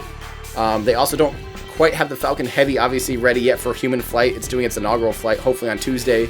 And I think it needs to fly 3 times before it's considered human-rated. On its own, compared to Falcon 9, which needs to fly 7 times to be human-rated. And that will be with the Block 5 edition. Devin, thank you! Can I say, Lalu, stop wasting your time in the deepest voice you can? In the deepest voice? I don't have a very deep voice. Lalu, stop wasting your time. I don't know who that is, but there you go, Devin. Then thank you for your tip. So, Aim Faller HD wants... Oh, sorry, let's real quick talk about the moon again, then we'll get back to that question from AIM. Remember, it's now starting to shift a little bit red because a lot more of the light is going through the Earth's atmosphere, which means it's shifting into the red spectrum, as a sunset does. That's why sunsets are red and not blue. So this is, again, a real live feed of the moon. But guess what? You can get your own live feed of the moon if you just turn around and look up or wherever the moon is pointed in the night sky right now, or even a little bit in the day sky. Just the problem is, for some of us, the further east you are, it'll be setting. So if you're west, you'll still have a great view of it for a lot longer, I believe. I'm in the central United States. So if you are further west, it'll stay up longer, and that's due to the rotation of the Earth. Unfortunately, the moon will go below the horizon for those on the east sooner than those on the west. So if you happen to be able to see the moon right now, go outside, look up. Otherwise, this is a live feed of the moon. There you go. Am I operating the camera on the moon? I am not. This is a feed from the Griffith Observatory. I tried to do my own feed. It's a good thing because it's actually really cloudy. It's not a very good day for it here in Iowa. But I tried to. I ran into technical difficulties trying to do that. I had it all set up. What I thought would be all set up, it just wouldn't work. And actually, it was the dumbest thing. It's just my Sony a7R II only can shoot in 24 frames per second or 60 frames per second out of HDMI. And that makes me mad because I have to have 30p. I have to have 30 frames per second, 30 progressive into my Blackmagic mini recorder in order to make that work. So I apologize that I don't have my own actual feed. Back to, why is Elon sending his Tesla to Mars or into space? The reason for it is that normally they do a payload. This is a demo mission. The Falcon Heavy will be a demo mission. And that means it's a high risk of not working correctly. So normally companies use a payload simulator, concrete or steel, or just a hunk of metal. And that's boring, right? And in a very non-Elon Musk way, why would they do that? Elon has previously launched a wheel of cheese. I think they've done 2 wheels of cheese, because I think the Falcon 1 even carried some cheese. I don't know what it is about cheese. But the Falcon Heavy and the first Falcon 9 launched a wheel of cheese into space. Falcon Heavy decided he's just going to throw his Tesla into space. So they mounted it at a crazy angle, and it is going into space, hopefully, as long as it doesn't blow up. So it's better than a payload simulator. That's why, because it's exciting. We can relate to it. It'll be the first production car in space.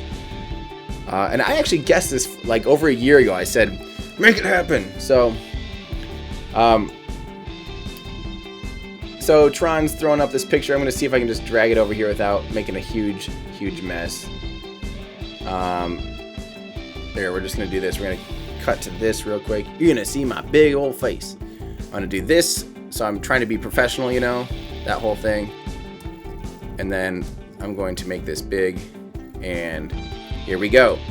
That's his car mounted to the payload adapter inside the payload fairing. So all this stuff, that's the payload fairing. So that encapsulates it. And then you see the car sitting there ready to go, strapped in and ready. It's just awesome. So there we go. Whoop. Back to you guys. Where did you guys go? First self-driving car on the moon. That would be awesome. It will be playing Space Oddity. That is correct. Obviously, there's no atmosphere. There's no air to be able to push on sound waves, so it will not be audible like radiating out beyond the car, but microphones on board the car, it would still vibrate through the metal. So you'd actually be able to hear it. If you were like on the car, if you put your ear down against the metal, you would hear the music playing. But if you were just sitting there hanging out, you would not be able to hear the music playing, but still a beautiful sentiment nonetheless. Small Jeb in the driver's seat.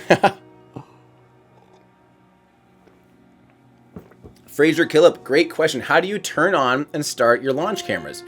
So, again, and Loopy in our Discord asks about the globes, the MOVA globes in the background. They use solar powers and like magnets to spin. I just looked right at the light and now I'm blind. I don't want to be blind.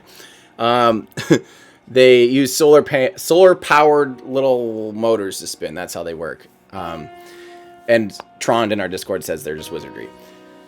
What was I answering? I was answering something. I already forgot now. There we go. That's what happens when you're ADD like me. I'm going to see if I can find it again.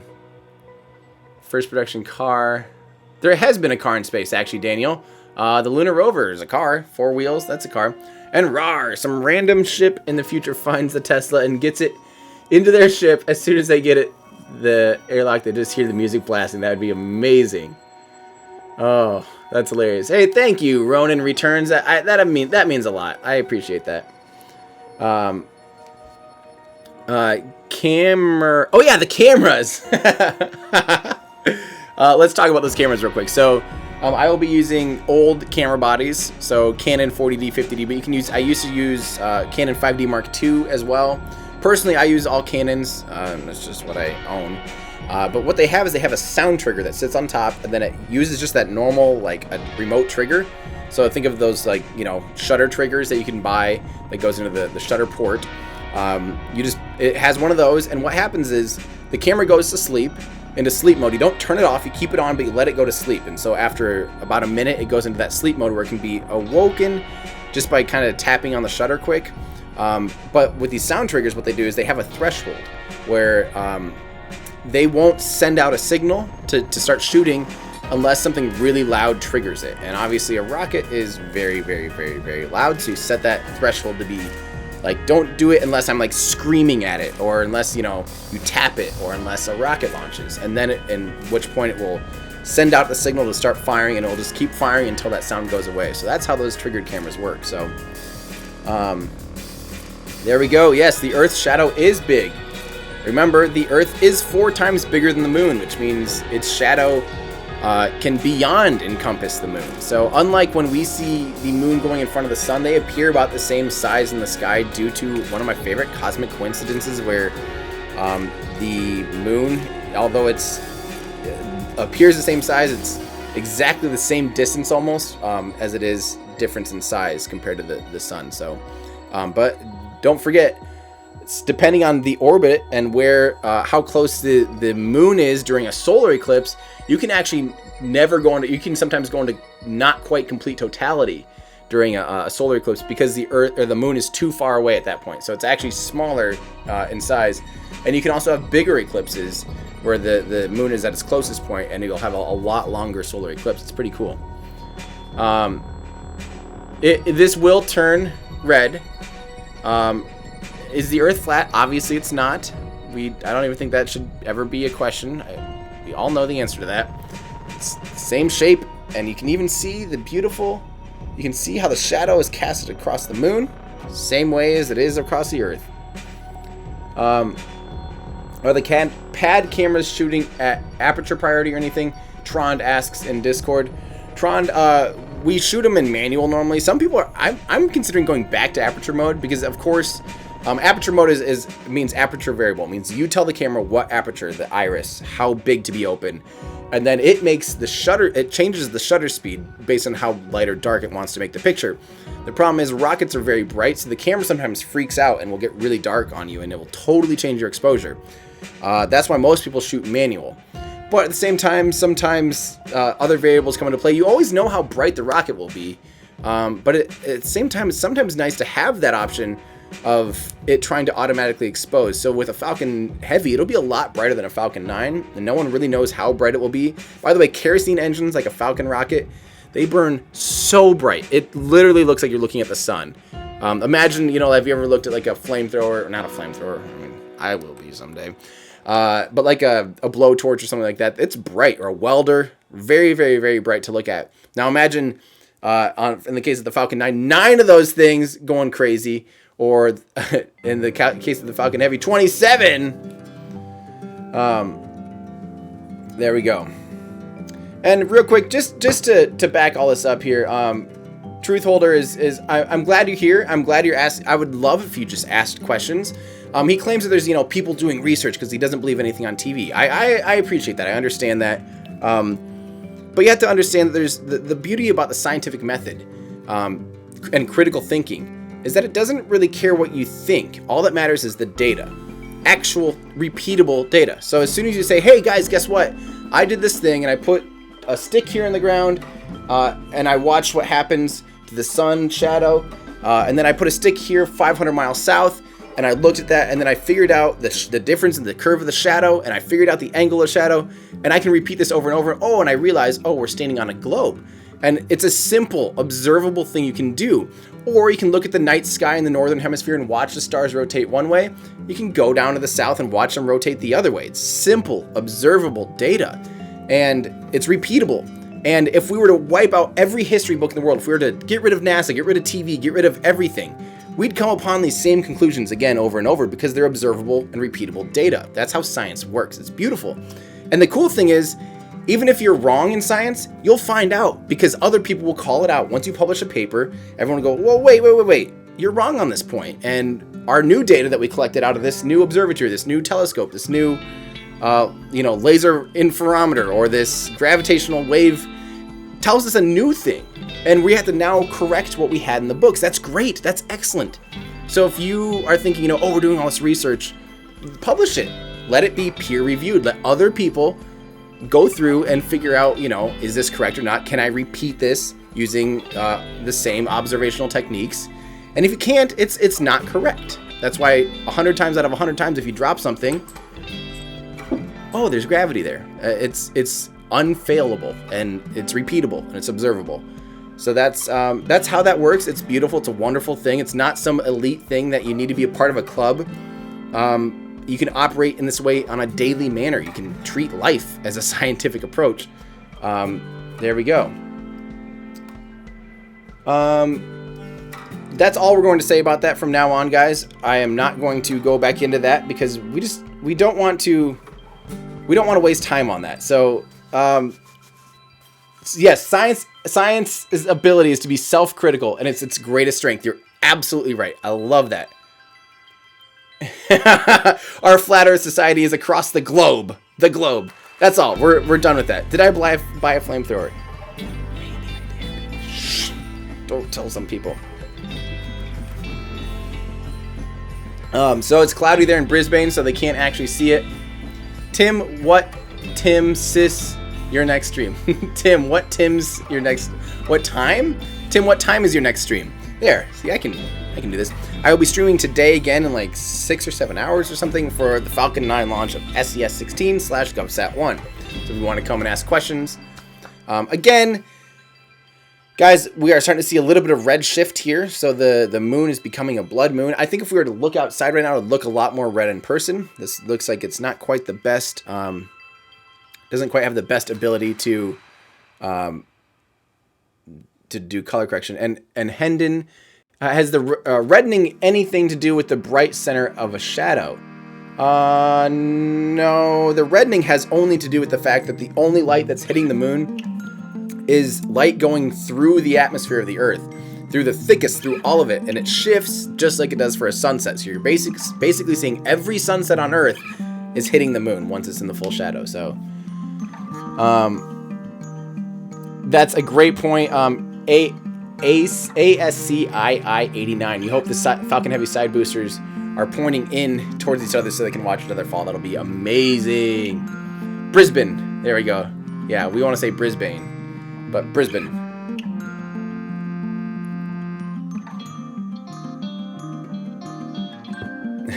Trond in our Discord channel says, a great quote from Neil deGrasse Tyson.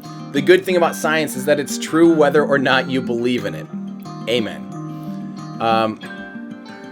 So the red comes from the sun's refraction through the Earth's atmosphere. There we go. Perfect explanation. Interesting. If a Raptor engine was used in a Falcon 9, would it still be able to land with one such powerful rocket? Carlos, that's a really, really great question. And the answer to that, this is pure, I'm just talking off the top of my head, but I'm going to tell you what I do know. The Raptor engine is 3 times more powerful than a Falcon 9, or than a Merlin engine. The problem is, and why we will never probably see any kind of Raptor engine fly in a Falcon 9, is a methane tank needs to be 2 times bigger than an equivalent RP1, so like highly rocket fuel propellant 1, which is a highly refined kerosene. That's the normal rocket fuel that the Merlin engine uses, is a lot more dense than methane fuel, which the Raptor engine uses. So if the Raptor engine were to be used on a Falcon 9, they would need to stretch the tanks even more, which they're already stretched to the absolute max. Oh, are you guys hearing 2 musics? No, good, because this is not music from the telescope changed everything. This is my own music we're listening to, so I apologize for that.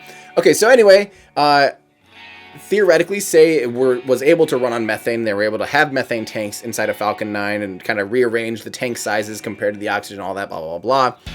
Could they land using the more powerful Raptor engine? The Raptor engine can throttle a lot. I think it can actually throttle more than the Merlin engine. And I think they'd be able to do an even more aggressive suicide burn. So, a suicide burn, because the Merlin engine, sorry, we're getting really in-depth here. But the Merlin engine, there's 9 of them on a Falcon 9. Actually, I should probably just pull one out there for you, but they're so fragile, I don't like picking them up. Ollie's giving me smaller ones.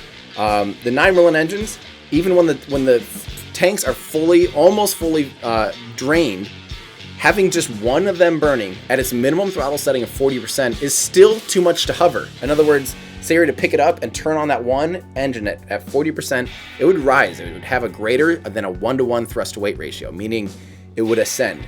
So that means if you're going to slow down and you're trying to come to a landing, it means you actually have to start landing and stop at the exact second that you touch the ground. Otherwise, you start going back up.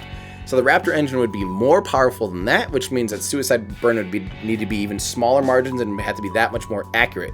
That being said, SpaceX has done a 3-engine landing burn before, where they use all 3 of the 9 engines to do a landing, which means that that's probably around the same thrust to weight ratio as a single Raptor engine, which my conclusion to this whole story means I think they could do it if they had to. And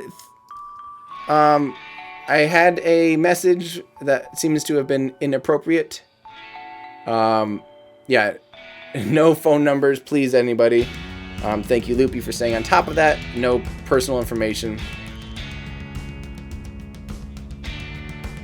Let's see.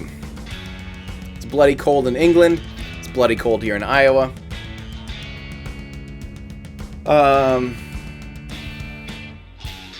Ooh, Cryptos in our Discord making a correction to Neil deGrasse Tyson's quote, making it a little bit more correct, and I love this.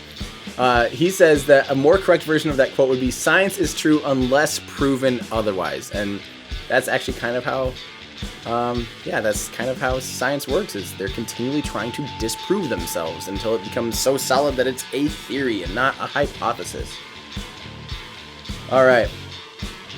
It is becoming more and more red, and soon, once the moon is fully inside the shadow of the Earth, the camera will have to readjust its exposure because it's going to be quite a bit darker than it is right now. So they'll either have to increase the gain on the camera so you can still kind of see it in its blood moon phase, or they will have to open the aperture more. But I'm guessing this is on a trained telescope. Telescopes typically have a fixed aperture, meaning a fixed opening, a fixed iris. So I'm guessing they'll just have to increase the gain in order to change the exposure or the shutter speed, depending on what camera they're using, all that stuff. So hopefully we get a good shot of it once it goes into the full blood moon, into the full eclipse there. Dang, Bangkok is 82 degrees. I wish I was in Bangkok right now. Swati Kop. I do want to go outside. I might actually take a quick personal break and just take a little peek once it goes into full eclipse. Let's see here. Shadow begins to turn red. Wow, the shadow's already beginning to appear red there from Meng. That's awesome.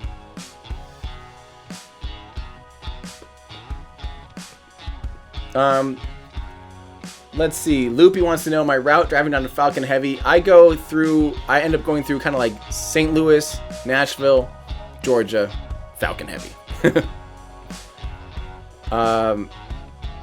Personal break does not always equal a P break, but it is a P break because personal starts with a P. If you are in Texas, you need to be outside. This is a quick reminder.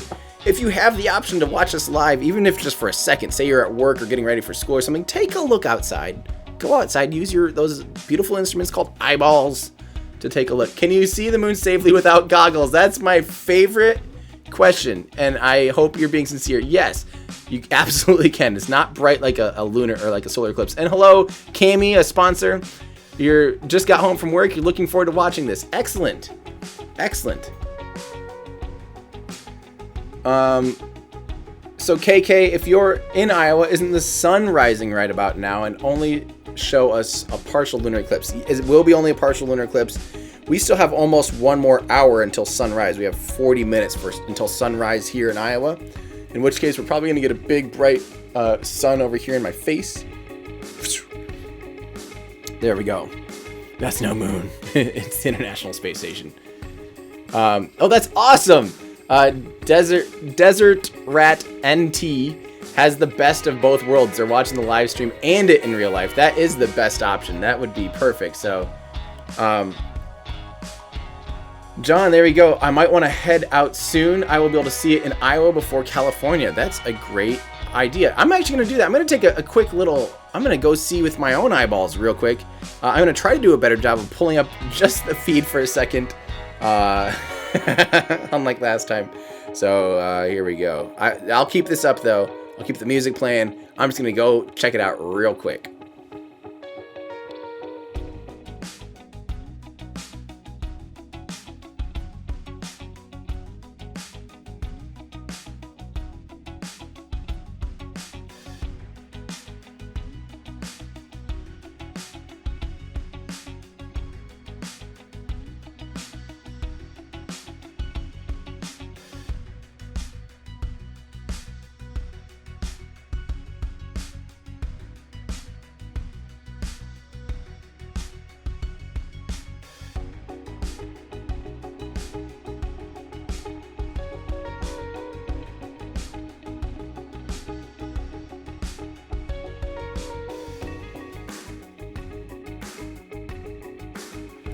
Well, I am glad that I didn't spend... I am very glad I didn't spend too much time trying to set up a second camera because it is 100% cloudy and or already set at this point for me. So they said I wasn't going to have much of a window, and they are right. Will someone tell the cameraman their finger's in the way? It does kind of look like that. That's funny. All right. You've never hated clouds so much before in your life, John? Well, this is... less exciting than a solar eclipse. You'll hate solar eclipse clouds a lot more. So, and dang, Rowie, I think I did. Wait, Mang, happy birthday. Rowie, if you want to know when they're going to launch Falcon Heavy, stay tuned. Grab the app called SpaceX now. That is the best way to stay on top of when Falcon Heavy will launch. So Ben Appleby, why don't space companies put escape towers on payload fairings? That is a really good question, actually. You know, I think it's just a cost and payload penalty. So if you have an escape tower on every payload fairing, you break into the margin of what you can actually launch into space because those are pretty heavy. You also have to be able to pull on a payload fairing and have it cleanly pull away. The payload fairing needs to be able to come apart. So if you have like an escape tower, you might be able to do a pusher system. I bet it comes down to just it costs a lot more because that hardware is not recoverable. And you know, if your rocket's a 99% success rate or above eventually, hopefully, then you don't need to worry about having an escape tower at all. So Soyuz and Progress have escape towers on their fairings. I did not realize that. Why doesn't the Falcon 9 use parachutes to land? Explosive Minecraft. I have that exact answer on a YouTube video. It's an old, terrible YouTube video, but the And I need to actually make a new version of that, all about how the Falcon 9 lands and why they don't use parachutes, because that version's awful. It's the first video I really ever shot for YouTube. It looks like it was shot in 1973, and the microphone sounded like this. That's about what you hear. Sorry, I just blew up your speakers, but that's about what that video sounds like. But the main reason is that the rocket needs to slow down before it hits the atmosphere, because the atmosphere wants to tear it apart. So they have to do what's called supersonic retropropulsion. That means it has to be able to slow down using engines before it hits the atmosphere. And parachutes don't work outside of the atmosphere, right? So if they can't slow down before they hit the atmosphere, they can't get a parachute's useless, and that's when it needs to be used. So they already have the engines on there. They already have that mass. Another reason is if you hang a rocket from a parachute, which as soon as the parachute opens, it puts a lot of stress along that fuselage. Well, that fuselage is designed to handle loads this way, compression loads. It'd have to have a whole nother set of structures and a whole lot of beefing up in order to handle stretching loads. So it's a different set of loads. So yeah, therefore, Falcon 9 uses its engines. It's a lot more precise too. They can just use a little bit of extra fuel. It's very lightweight. So there we go, guys. We can easily see the red shift now happening, and now they're changing the exposure so you can see it a little bit better. And again, they will probably have to continue to do that as it gets darker and darker. They will have to brighten up the moon so you can see the red, but you can see it coming along here very nicely. Why don't they use the Falcon Heavy to make the space shuttle fully reusable? The Falcon, that's a cool question, Jason. The Falcon Heavy would not be powerful enough to lift a space shuttle. A full space shuttle, because the space shuttle itself, the orbiter weighed, actually, that's a, how heavy, someone, Discord, help me out here, how heavy is, how heavy is the actual orbiter itself? Does a Falcon Heavy have enough payload mass to launch an orbiter? I don't think it does. At least an orbiter with any kind of extra payload capability, I don't think it has that, because the space shuttle had more mass. Look at it, it's getting very red. We're almost into total solar or lunar eclipse now, which is great. The shuttle's payload to orbit was 26 tons, but Loopy, how heavy was the orbiter itself? I think it's also at almost that. I think the orbiter was like 50 tons or something. I'm making something up. Which just might be beyond. The Falcon Heavy may be able to launch an empty shuttle, but then have no payload capability. So, besides that, the space shuttle being reusable ended up being very expensive. So, depends on the orbiter. Columbia was the heaviest. All right, give me that quote, Loopy. Shuttle is 2,000 tons. 165,000 pounds empty. 82 tons. There we go. Wet mass of the orbiter, 82 tons. So if they took off, they could take off the main engines on the orbiter.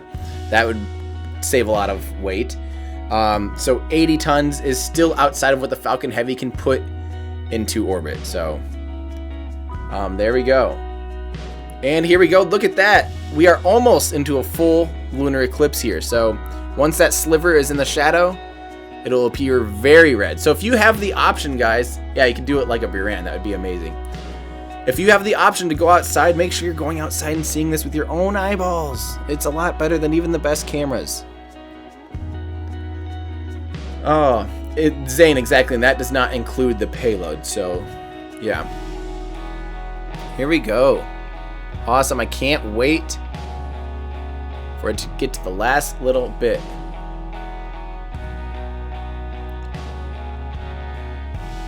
Vibe 3S, that's a great question. They have those nose cones on the Falcon Heavy on the side boosters. Does that affect coming back down? Yes, because those nose cones, when the rocket's coming back down, it lands tail, it comes down engines first, which is backwards, which means those nose cones are now tail cones, which greatly affects the aerodynamics of it.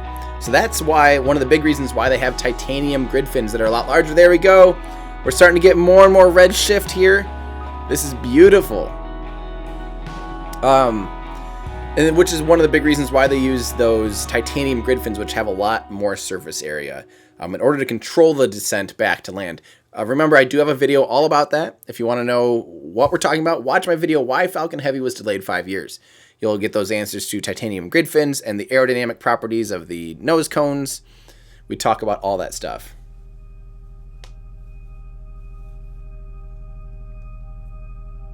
Let's see.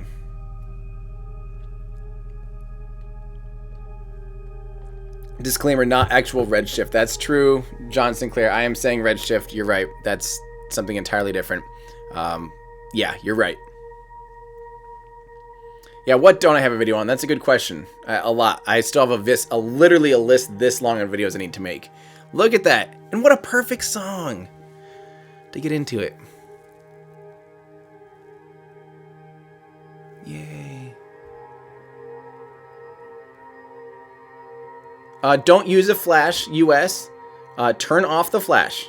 The camera then thinks the flash is illuminating your subject, and unfortunately, your flash on your camera will not go 238,000 miles away.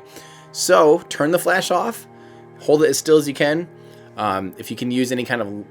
You don't need a long exposure mode. You will need a little bit longer exposure. You'll need to have it on a good tripod. Open up that shutter for a little bit longer. Use your minimum aperture if possible. And you might have to increase the ISO, which will increase the sensitivity. So do not use a flash. Do not use a flash. Do not use a flash.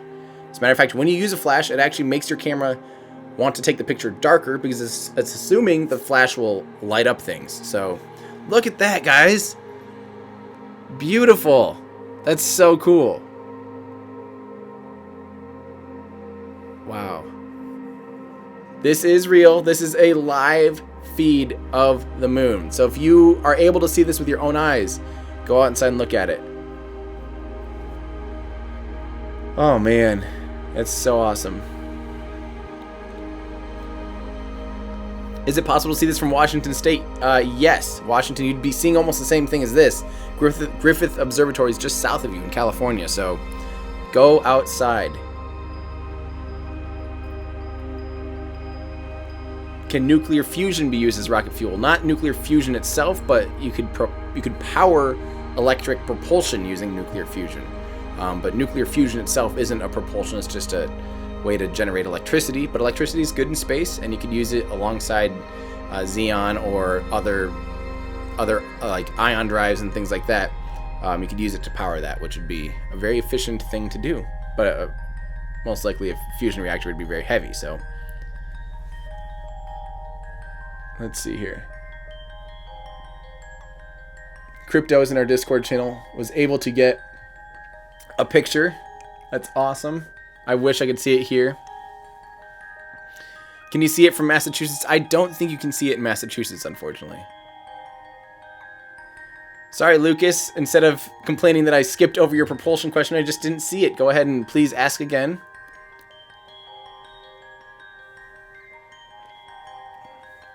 So, sold at 247. Why is there a need to recreate technology to go to the moon when we already have the technology? Well, that technology is now almost 50 years old. It is 50 years old. It was developed 50 years ago.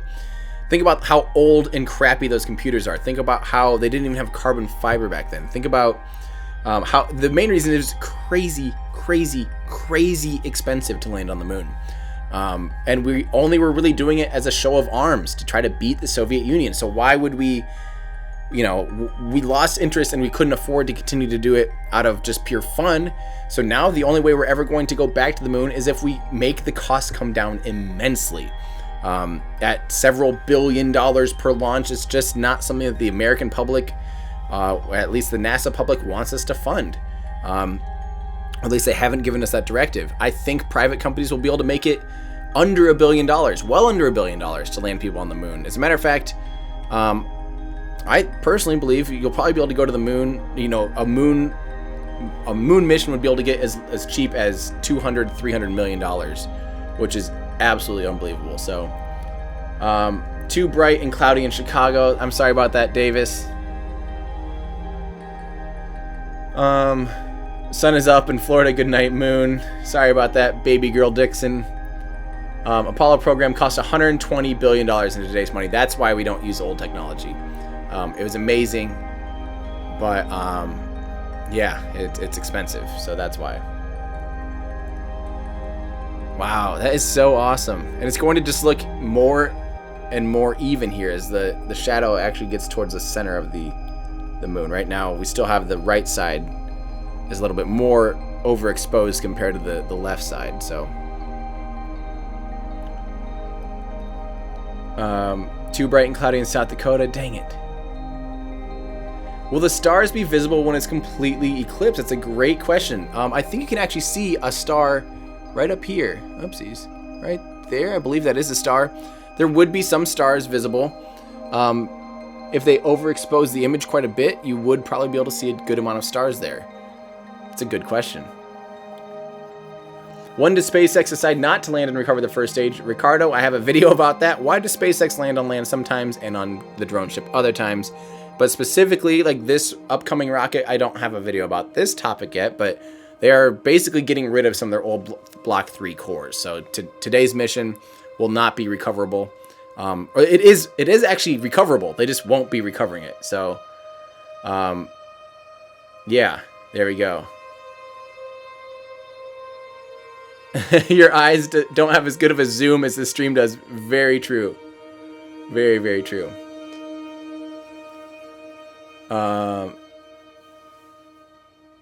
Sorry, I'm trying to keep up with you guys. What happens if we don't actually know what would happen if a human was born in space? The dark red is scary. I think it's beautiful. That's why this is called a blood moon. Because again, the only light that's hitting the surface of the moon has already been refracted through the Earth's atmosphere. And that makes it so the only visible light is a red light. So, can we reschedule this thing? You're at work and it's daytime. I'm sorry about that. Super zoom is better than super moon. Dang, Melbourne. There we go. Did I say it right? Australianers. They have perfect weather. They're in California. They see stars. It's scattering, not refraction. Thank you, Asenio. It is scattering, not refraction. Thank you. Too bright here. Daytime here. Send help or a BFR. Is there much chance for a BFR heavy? I don't think so. Hey, thank you, Jay Lane. Thank you so much for the tip. And thank you for saying I'm doing a good job. I really appreciate that. Dang. Thank you and hi. Is it cloudy everywhere? It is very cloudy where I am. Let's see here. So yeah, so this is we're in a beautiful portion here. I love that it's actually getting pretty even now. So you can still see in the top left-ish it is darker because that is, you know, again, the shadow is kind of blurry. It's out of focus in a sense compared to a crisp shadow you'd see close to your light source. Yeah, so you can see a pretty big gradient there. The difference on the right is still just barely in the full shadow of the Earth now, and it's going to get more and more and more. We'll see this big, scary, dark spot slowly shift to the right. This is happening. This would be happening everywhere we're available. So thank you, baby girl Dixon. I'm glad you liked this stream. Oh, great idea. Go to your rooftop. If you have the chance to see this, take a look. I wish I could see this. It's too cloudy here. Let's see.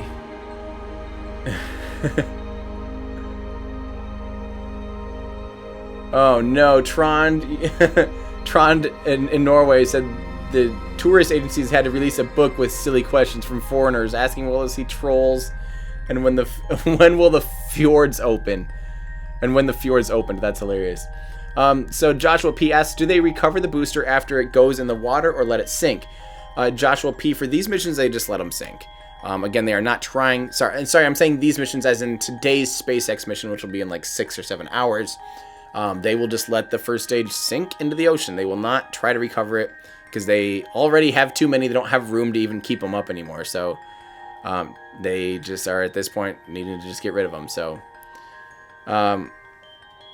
let's see. That would be awesome to be on another planet and you're looking at Mars. Oh man, I wish I could see this right now. How much would it cost to build a gravity lens-based telescope, and can we do it in the near future? Daniel, that is something I don't know enough about to answer properly, but we are now getting very good at detecting gravity using like LIGO and a few other gravity detection. So maybe someday, by the way, this music is not what you're hearing. This is different music. The music you are hearing is my own music that I write. But this stream is probably playing other music, which we are not listening to. So just to clear that up. Yeah, so maybe someday they will be able to do that is a great question for Fraser Kane. Find Fraser Kane. He's the editor at Universe Today. He would be a perfect person to ask when he does live streams about maybe using a gravity telescope, because that is right up there for him. And thank you guys. More tips. Thank you guys. Mestarian, what do you think it would be like to be on the moon while this happened? Also, did you get to see the eclipse back in 2010 solstice? I did not get to see the 2010, and thank you. I did not get to see the 2010 eclipse, but I have the answer to this question, what it would be like if you're on the moon right now. I have a video titled, What an Eclipse Looks Like from Space, and I talk about this exact moment. This would be, if you're on the moon, this would be something like a terrene eclipse. So the Earth would be 4 times bigger than it is visible here on Earth compared to than the moon. So if you're on the moon, the Earth would really block out the sun a lot. So you would just see this cool, like, red glowing thing, which would be just beautiful. So there we go. So thank you for your question. Watch that video, what an eclipse would look like from space, if you're curious about what an eclipse would look like from different vantages in space. I kind of talk about that exact thing if you're standing on the moon. And Shadow, thank you for your tip as well. What next generation launch system are you looking most forward to? Example, Falcon Heavy, SLS, etc. Really good question, Shadow Airplane. Personally, I'm at this exact moment obviously looking most forward to Falcon Heavy. I will be going down to Falcon Heavy. I will be at the press site, so I'll be 3 miles away from Falcon Heavy. I will be bringing this Blackmagic Studio 4K camera to live stream there, so join me. I will be live streaming about hopefully 2 hours before launch. I'll be there very early and live streaming leading up to the launch. We'll be doing some giveaways, a lot of fun things. So join me live for Falcon Heavy.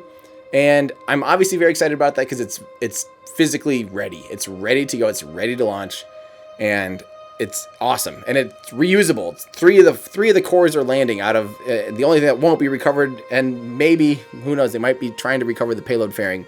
But like the upper stage is the only part of that vehicle that won't be recovered, and that's only like 10% of the vehicle. So very exciting vehicle. SLS will be awesome just because of its sheer power and size. It'll be the biggest rocket to fly in size compared to the Saturn V. So it'll be the closest thing my eyes will ever see to a Saturn V. It's basically a Saturn V meets a space shuttle, because it's the space shuttle main engines, which is RS-25, or SSMEs, which is space shuttle main engines. They're using 4 of those. And then it has 2 side boosters, same thing as a space shuttle, only one segment bigger. So they're a more powerful version of the boosters. So the SLS will be the most powerful rocket when it flies, and hopefully if it flies at this point. And SLS is NASA's rocket, built kind of by a whole bunch of different contractors, but I believe, is Lockheed Martin the primary contractor for SLS? I believe so. Someone will probably correct me very quickly if not. So that's SLS. I think that'll be cool. Another one that I'm obviously very much looking forward to will be BFR, the big Falcon rocket. Actually, I'm probably before BFR, if there's a chance that New Glenn, which is Blue Origin's orbital launch vehicle, which is a medium plus, maybe small, heavy launcher, will be launching. I think it is a heavy class, actually. I think the New Glenn is heavy. That will be awesome too. That will be very cool, using 7 methane-powered engines. That will be very cool. Is the blood moon over? No, we're just now getting to the part where it's really considered the blood moon here. So this is in the, and by the way, thank you again, Shadow Airplane, for your question and your tip. We're in the blood moon now. We're finally now in the full eclipse, the full lunar eclipse here. So, yeah, so this is now the beginning of the blood moon. This will last for another hour and a half or so. Rousey Slick. Amazing view from Perth, Australia. Wonder if this is what Mars would look like in our night sky.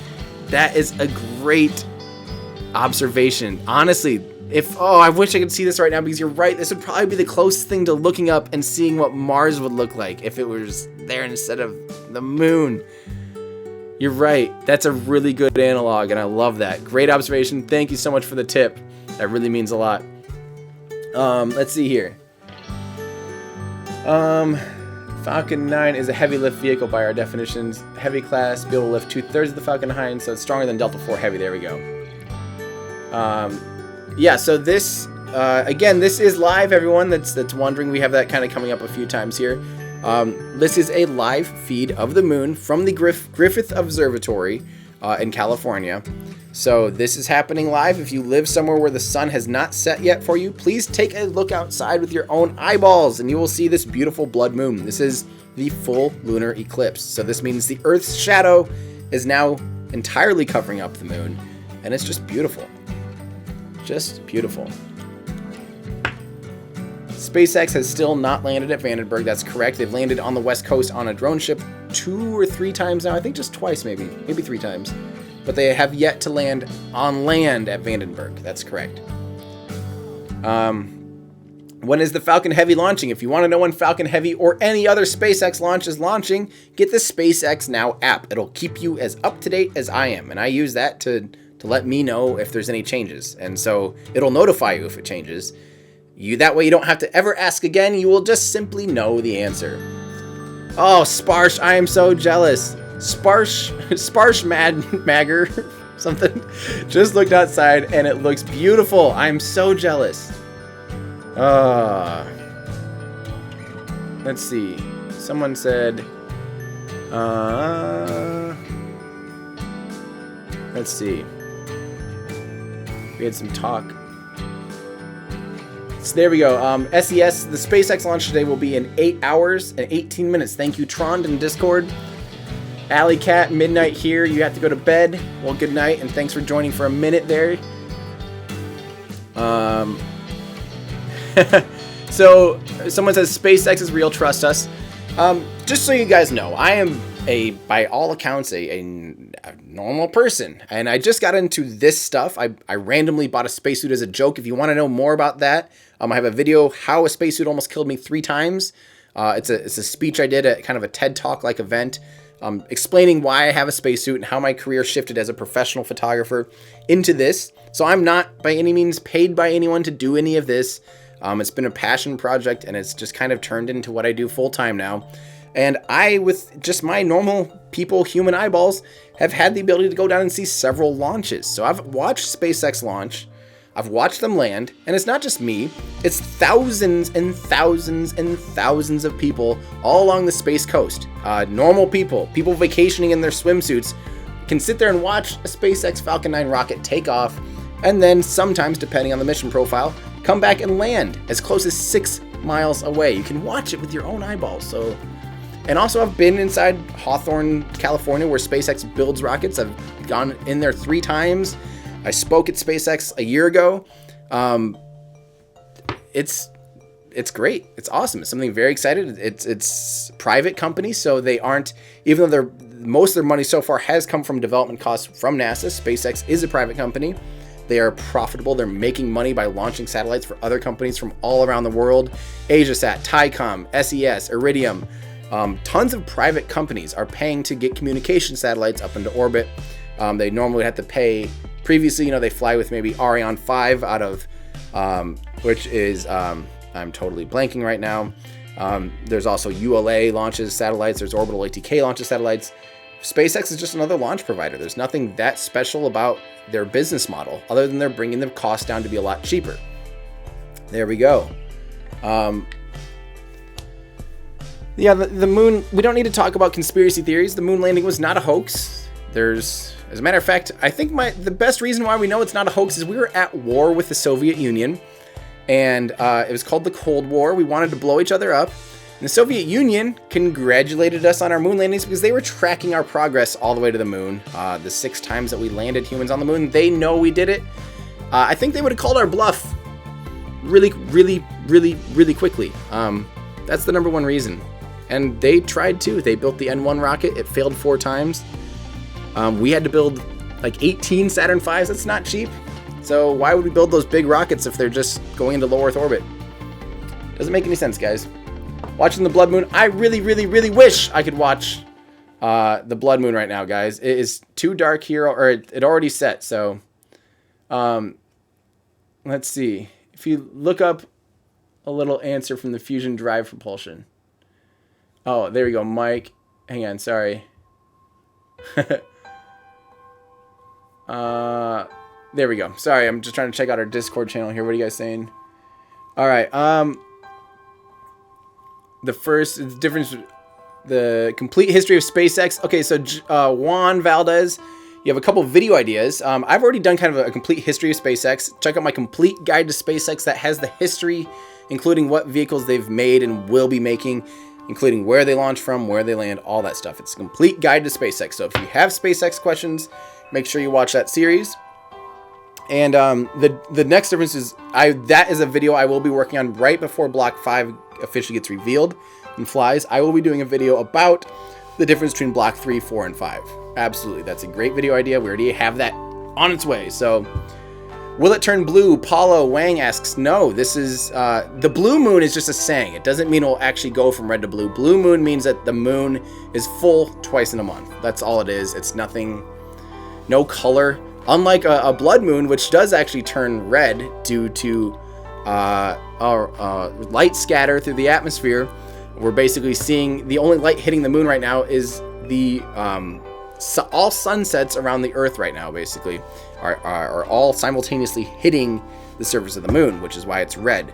But it will not turn blue. That's what a blue moon is. So, yeah, and if you want to know about the history of SpaceX, get the Elon Musk audiobook. That's very true. Or the physical paper book. Both are awesome. Starting to get stars in the background. You're right. So now that the exposure, now that the moon is dark enough, the exposure is changed enough where it had to increase the brightness. You can actually see, start to see stars in the background. That's very, very cool. I love that.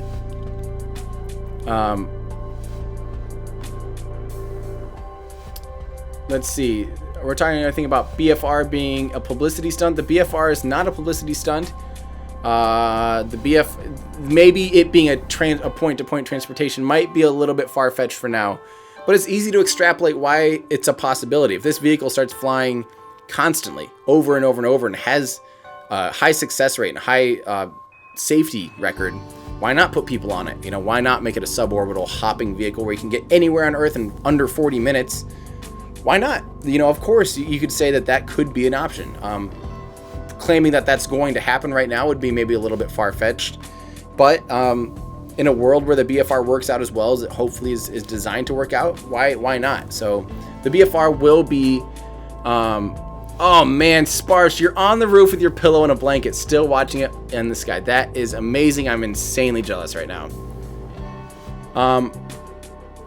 Velocity wants to know, how often do I go live? I'm able to go live maybe 3 or 4 times a week. I'm not someone that is able to go live all the time. I'm mostly working on videos, like producing videos instead of going live. So if you want to make sure you're subscribed so you know when I go live. It's not very often, but also you can follow me on Twitter. I normally tweet out. Actually, I didn't tweet out about today, which is funny.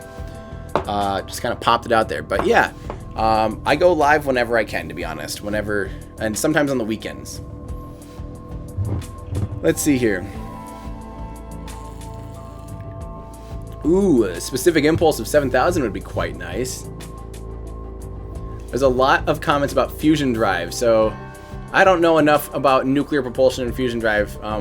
Apparently we're seeing a lot of that. Yeah, I don't know enough. I'm not researched enough on that. I have someone had been, one of our patron members has sent me many links so I can read up on thermal nuclear reactors, so I will be reading up and researching that on my 21-hour drive down to see Falcon Heavy. Someone said apply to NASA. We need more astronauts. That's not for me. And they actually have plenty of people. It's not a matter of people applying to NASA to be astronauts. There's plenty of people trying to become astronauts. I'm not one of those people. I don't really want to be in the astronaut corps. I don't want to be flying as an explorer, as a scientist. That's not my background. That's not. I wouldn't lend anything to it. I think part of what I try to champion is that I'm a normal. You can judge for yourself about normal, but I don't have a science background. I don't have a science degree. I don't have any engineering degree. As a matter of fact, I'm actually a college dropout. I've dropped out like 4 times. And that's kind of the point, is you don't need to be a rocket scientist to enjoy spaceflight. You don't need to be a scientist to enjoy astronomy. You can just be a normal person and you can cheer for it. You can champion it. You can be excited about it no matter where you're at in life. Obviously, if you can do well in academia, if you if you study hard and you're good at school, please, for the sake of all humanity, please stay in school and study your absolute hardest, because we need smart people out there. Unfortunately for me, it's actually something I don't really like talking about, because when I left college campus for the last time, I was in tears, because I looked at every person walking by me as I was on campus, literally with tears in my eyes, because I thought, why are all these people smarter than me? Why is every person here able to do school and I'm failing despite trying so hard? And for me, it was a matter of, I just wasn't learning very well in an academic setting. I don't handle stress those kinds of stresses very well, but I love to learn on my own. I love to, watch documentaries and listen to good podcasts. But the important thing there is you don't want to get lost down a rabbit hole either, because there's a lot of misinformation out there. So you need to be able to find credible sources and be able to have critical thinking enough to discern between good information and bad information. I think, having a little skeptical sneer on that is a very good thing. So it's scary leaving academia, guys. That's not recommended, because you can go down a very bad path in life. And trust me, I had to work my absolute butt off to make a living outside of a college career. As a professional photographer, I worked, and I still do in what I'm doing now, work 50, 60, 70 hours a week. As a photographer, I was working my absolute butt off to put food on the table. And it's not easy getting your own company started. So if you can do well in school, please, please, please stay in school. Please study hard. Please make it the best you can.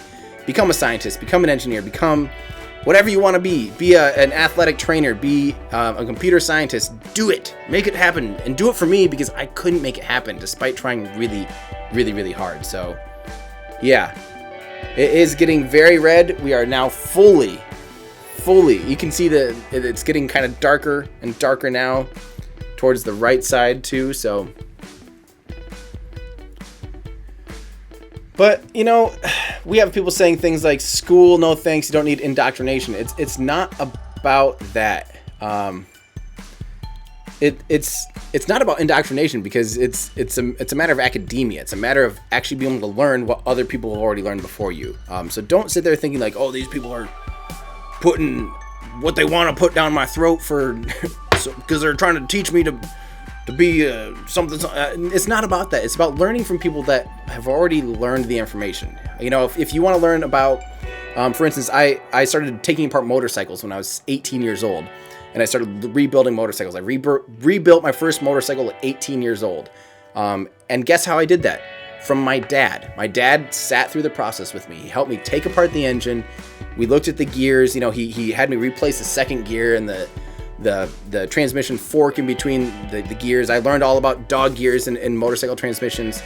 I did that by being hands-on and by being with someone that was able to teach me.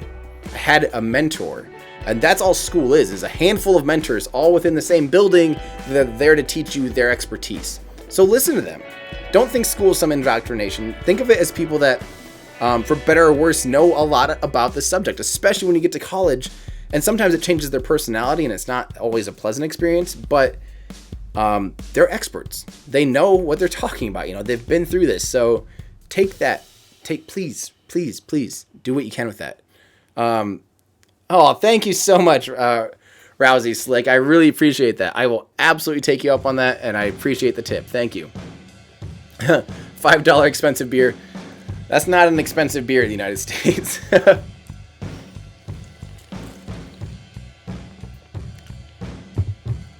That's crazy. Tron, let's see here. Tron says that Elon is hiring people sometimes regardless of the degree, as long as they're ambitious and their willpower. So that's the thing. If you want to prove yourself outside, if you want to prove yourself in a professional setting without a degree, you have to put the groundwork in. You have to work your butt off to prove yourself to a company, to prove yourself to a client. You have to have your portfolio speak for itself. You can't just be like, I didn't go to school. I don't like school, so hire me. Trust me, I'm really smart. You have to prove that to them. At least if you have a degree, you can prove, hey, look, I made it through school. You can at least have this amount of faith in me for what I'm, trying to do. If you're trying to do it outside of school, it's very, very, very difficult. So,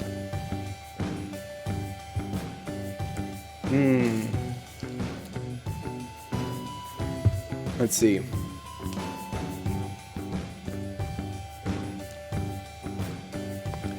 Yeah, exactly. Loopy Dragon. That's exactly right. A degree is proof that you can do the work. It's a certificate saying, I can do this. If you don't have that, it's very hard. So, Vasimir engine looking promising. I'm learning more about Vasimir and I like it.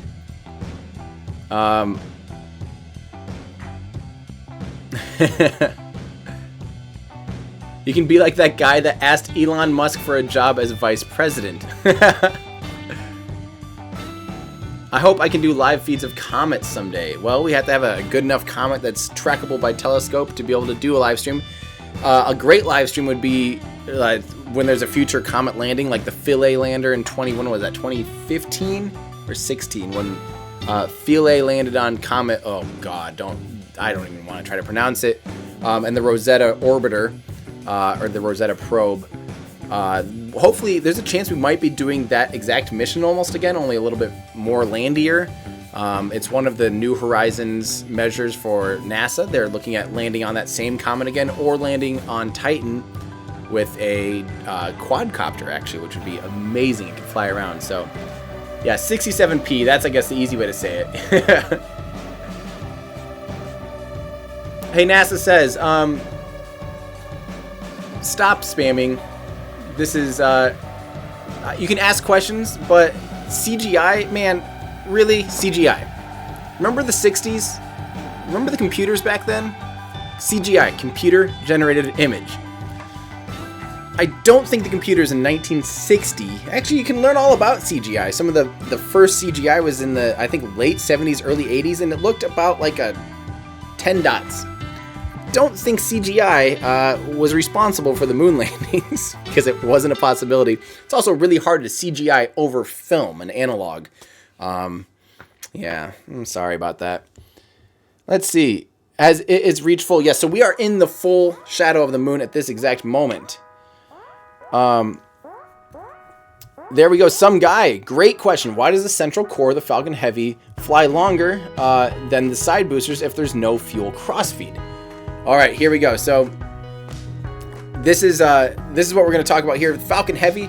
Remember, there's 3 cores of the Falcon Heavy, and they originally planned so that the 2 side cores were constantly. Actually, what they were going to do is they were going to be powering 3 engines each, 3 extra engines from the center core. So the center core would power 3, and then the 3 on the left would be powered by the left core. The 3 on the right would be powered by the right core, etc. That's how they were planning to do fuel crossfeed. And what that means is that you can run out of fuel in the side cores first and leave the center core with a lot more fuel. Well, the other way they're going to be doing that now, because they canceled fuel crossfeed because it's complicated and it's not really that necessary, they're actually just lowering the thrust, lowering the output on the center core during ascent. So they could start off with full power, but as the vehicle gets lighter and lighter and lighter, normally they have to throttle down anyway, especially through max Q, or the point of maximum aerodynamic pressure. As the air gets, as the vehicle's going really fast, it puts a lot of pressure on the vehicle through the atmosphere. So if they throttle down the center core only, it leaves extra fuel in that center core. So the 2 side cores will drain first. They'll just basically stay full power the whole time, and they'll do the throttling through the center core, which means that the center core then has extra fuel. So when the 2 side cores fall off and head back and boost back and land back at land, the center core can continue to burn for an additional amount of time. And the big thing here is basically what it's doing. It's not really like it's doing that much more than a standard Falcon 9. Or it's not like it's... The upper stage of the Falcon Heavy is basically the exact same thing as a Falcon 9. So, except actually it probably weighs a little bit more because it has to handle a higher payload. And it has a heavier, beefier payload adapter. So the center core has to do a little bit more of the upper stage's work. So that's why it lasts longer, burns longer, and ends up going further down range. It has to do more work than a standard center core. So, okay, so that's why. There we go. What do I think the odds are for the first commercial Falcon Heavy flight in June being on time and successful? So, Tommy, I'm really curious about what the next Falcon Heavy flight will look like. I don't know if it'll be based on Block 5 architecture of the Falcon 9, or if they'll continue another Block 3. I honestly don't know the answer to that. Maybe they'll keep using up some of those reused cores to continue to make their next. I think they'll wait and see how the mission succeeded and see what changes they have to make after this demonstration mission before they even actually produce their next Falcon Heavy. So it'll probably be a little while for the Falcon Heavy to come online. So let's see. Hey, thank you, Bradley. Bradley Graham. Love your videos. Keep it up. I appreciate that. Would the Heavy damage the pad if it blows up on takeoff?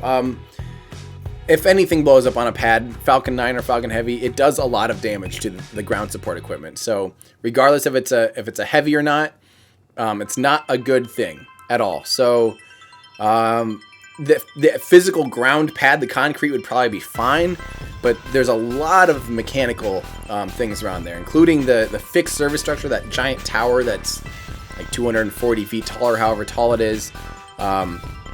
You know, that would probably not turn out so good. So we don't want the Falcon Heavy to blow up on the pad. That would be a very, very, very bad thing. So let's see.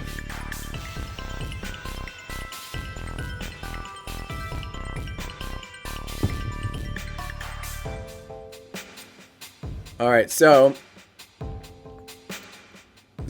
yeah, we are again being able to see a few of the stars out there, just a little bit. I'm not seeing that many though. Tim, on SpaceX now it says it's going to launch 12 p.m. or 12 a.m. That's, well, it is like 8. It is, I think, in 8 hours from now. So that's almost exactly 8 hours. So just take your time, because 12 p.m. and 12 a.m. different times depending on where you're at. So SpaceX Now app will tell you in your local time zone if you want. So let's see.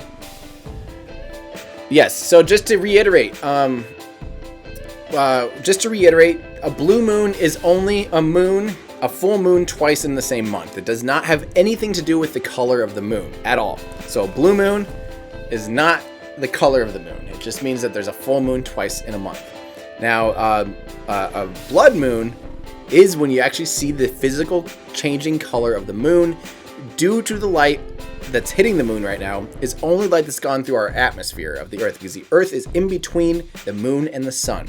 So as the light from the sun hits those outer edges of the Earth, it's basically every sunset on Earth right now is hitting the moon. So light scatters, and the only light that makes it through is red. So we are seeing just the red light. So we see a blood moon, which is red. All right. What happened with the spacewalk yesterday? Jaylene, I actually don't know. I wasn't paying any attention. I know they're working on trying to fix that the Canadarm grappler. I don't have any update on that though, unfortunately.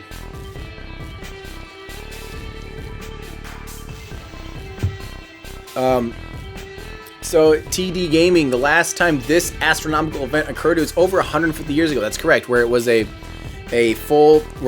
supermoon, which is when the moon is full and it's at its closest point in its orbit at its perigee, when it's a blue moon, which is 2 full moons in a month, and when it's a blood moon, when it's a lunar eclipse. So there we go. Is it possible for the moon to get an actual blue color? No, it's not. Yes, this is on NASA TV. That is correct. Earlier we had NASA TV pulled up, but it was a shot from Hawaii that was very cloudy. So we've been going with this shot from Griffith Observatory, which is phenomenal. Will the ISS cross our view depending on where you are at? I don't think the ISS will be transiting the moon right now from the Griffith Observatory point.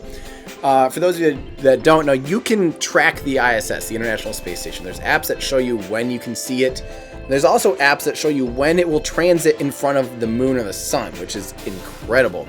But you need to be at a very, very, very specific point, and it doesn't happen all the time. So, yeah, so the odds of it being the Griffith Observatory having an ISS transit right now are virtually zero. But that would be amazing. So, yeah, transitfinder.com. Space TV, could they make an even heavier could they make an even heavier Falcon Heavy by having 4 extra side cores instead of 2 side cores? Realistically, no. I mean, technically they could, but the biggest thing is the Falcon Heavy is very limited on its core diameter. It's only I believe a 3.7 meter wide core. I think it's 3.7 or 3.2 meters wide. I think it's 3.7 meters wide, which isn't that wide. It's kind of limited on its fairing size. Its fairing is only not even 5 meters. Is it 4 meters? You guys are gonna have to double check, but I think it's only a 4 meter-ish wide fairing, which isn't that wide. The Falcon, that's one of its biggest limitations, is the fact that it has a narrow core. And they're already putting a ton of stresses through that center core. So in order for that center core to handle 4 boosters instead of 2 boosters, it just gets out of hand. You might as well build a bigger launch vehicle, aka the BFR. So, what is Titan? A Titan is a moon of... I always forget if it's Jupiter or Saturn. I'm not good at astronomy, guys. Yes, the moon will never turn blue. The moon will not turn blue. The moon never turns blue. A blue moon is when there's 2 full moons in a month. That's it. It's just a term. It should not be called that. All right. Falcon core is apparently 3.66 meters. That sounds about right, Brad in Discord. That's true. Tron in Discord says a lot of people truly don't know how big the Falcon 9 is until they see a picture with people walking around on the drone ship next to it. It is massive. There we go. Saturn. Titan is a moon of Saturn. Thank you, guys.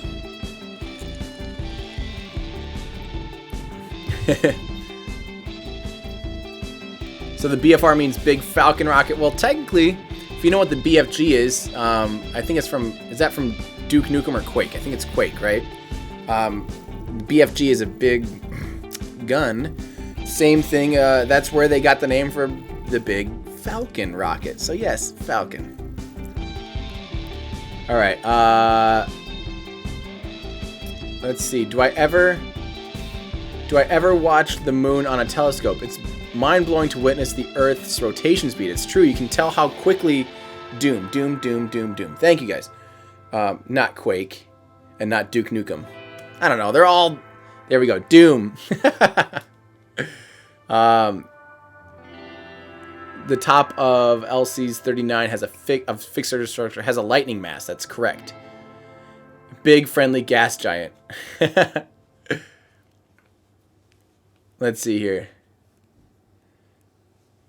Wow. Apparently I'm not the only one that gets Doom and Quake confused. Hey, thank you, Iridium. That means a lot. I appreciate that. I wonder if Iridium is that actually Iridium as in the satellite provider? If so, thank you for saying hi. Iridium's a very common customer, one of SpaceX's biggest customers. Oh, we have some buffering issues here of the Griffith Observatory. Hopefully that comes back around. I might refresh it here. I'm just going to go to my big old face. In the meantime, while I refresh this, so you guys don't have to see like ugliness, like a desktop or anything, let's just give it a refresh-a-roo. And it looks like we are back. And back to this. See, we did it. No need to panic. What's my opinion on space travel and climate change? Well, if it wasn't for space travel and for rockets, we wouldn't have good observable data of climate change. A lot of our data comes from satellites that measure all sorts of things in our atmosphere and weather patterns, and they measure our climate. They measure sea level rise with lasers. So if it wasn't for space travel, we wouldn't probably have nearly as good data as we do to work with, thanks to all those satellites. Things like OCO2, the Orbiting Carbon Observatory, is literally there to measure carbon in our atmosphere and help us get a handle on climate change. So if it wasn't for rockets, we wouldn't have that good of an understanding. And yes, obviously, a rocket produces carbon dioxide, when it leaves, it has a carbon footprint, a pretty big carbon footprint. But compared to things like the rest of the transportation industry, rockets are very, very, very, very, very small amount of carbon output. And especially as we continue to make greener and greener electricity and a greener and greener grid and a greener and greener transportation systems, such as electric cars, that offsets by a lot more than the amount of pollution that a rocket would produce. So if you're wondering about, so say you're talking about like the BFR being used as a point-to-point transportation on Earth, even it flying multiple times a day is still probably a lot less carbon output compared to all the airplanes that are flying right now. So there's bigger fish to fry as far as carbon output. If that's what you're asking, I don't know what exactly you're talking about as far as your relationship between spaceflight and climate change, but again, if you're talking about carbon footprint, a rocket's a very minimal amount of carbon output in the grand scheme of things compared to like the trucking industry and coal power plants and things like that.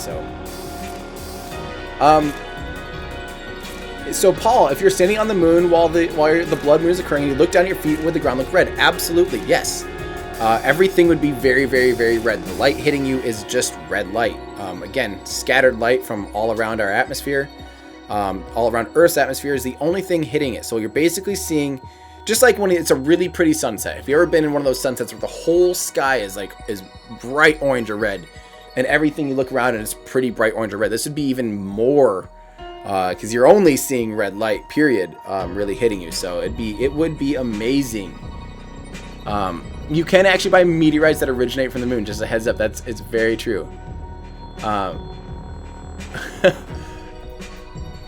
Let's see here. I'm trying to keep up with you guys. Why isn't our ground red? Sad Panda asks. Well, we're just experiencing a normal day here on Earth. This is totally normal. Sunrise, sunset, all things honky-dory here on Earth. So if you are somewhere where it's currently in sunset or sunrise, don't forget, the Earth as it rotates, the parts of the Earth go into the shadow because it's opposite of the sun.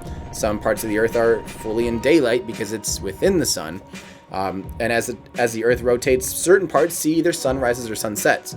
Now, currently, in the exact alignment of the Earth and the moon right now, the moon is seeing the sun be blocked by the Earth, which means the only light visible on the surface of the moon right now is every sunset at once hitting the surface of the moon. So that's why it looks different on the moon right now. Earth is having a normal day, though. Earth has nothing's changing. It's not like a lunar eclipse or a solar eclipse. So let's see here. Do I know what the small dot is at the bottom left side of the moon?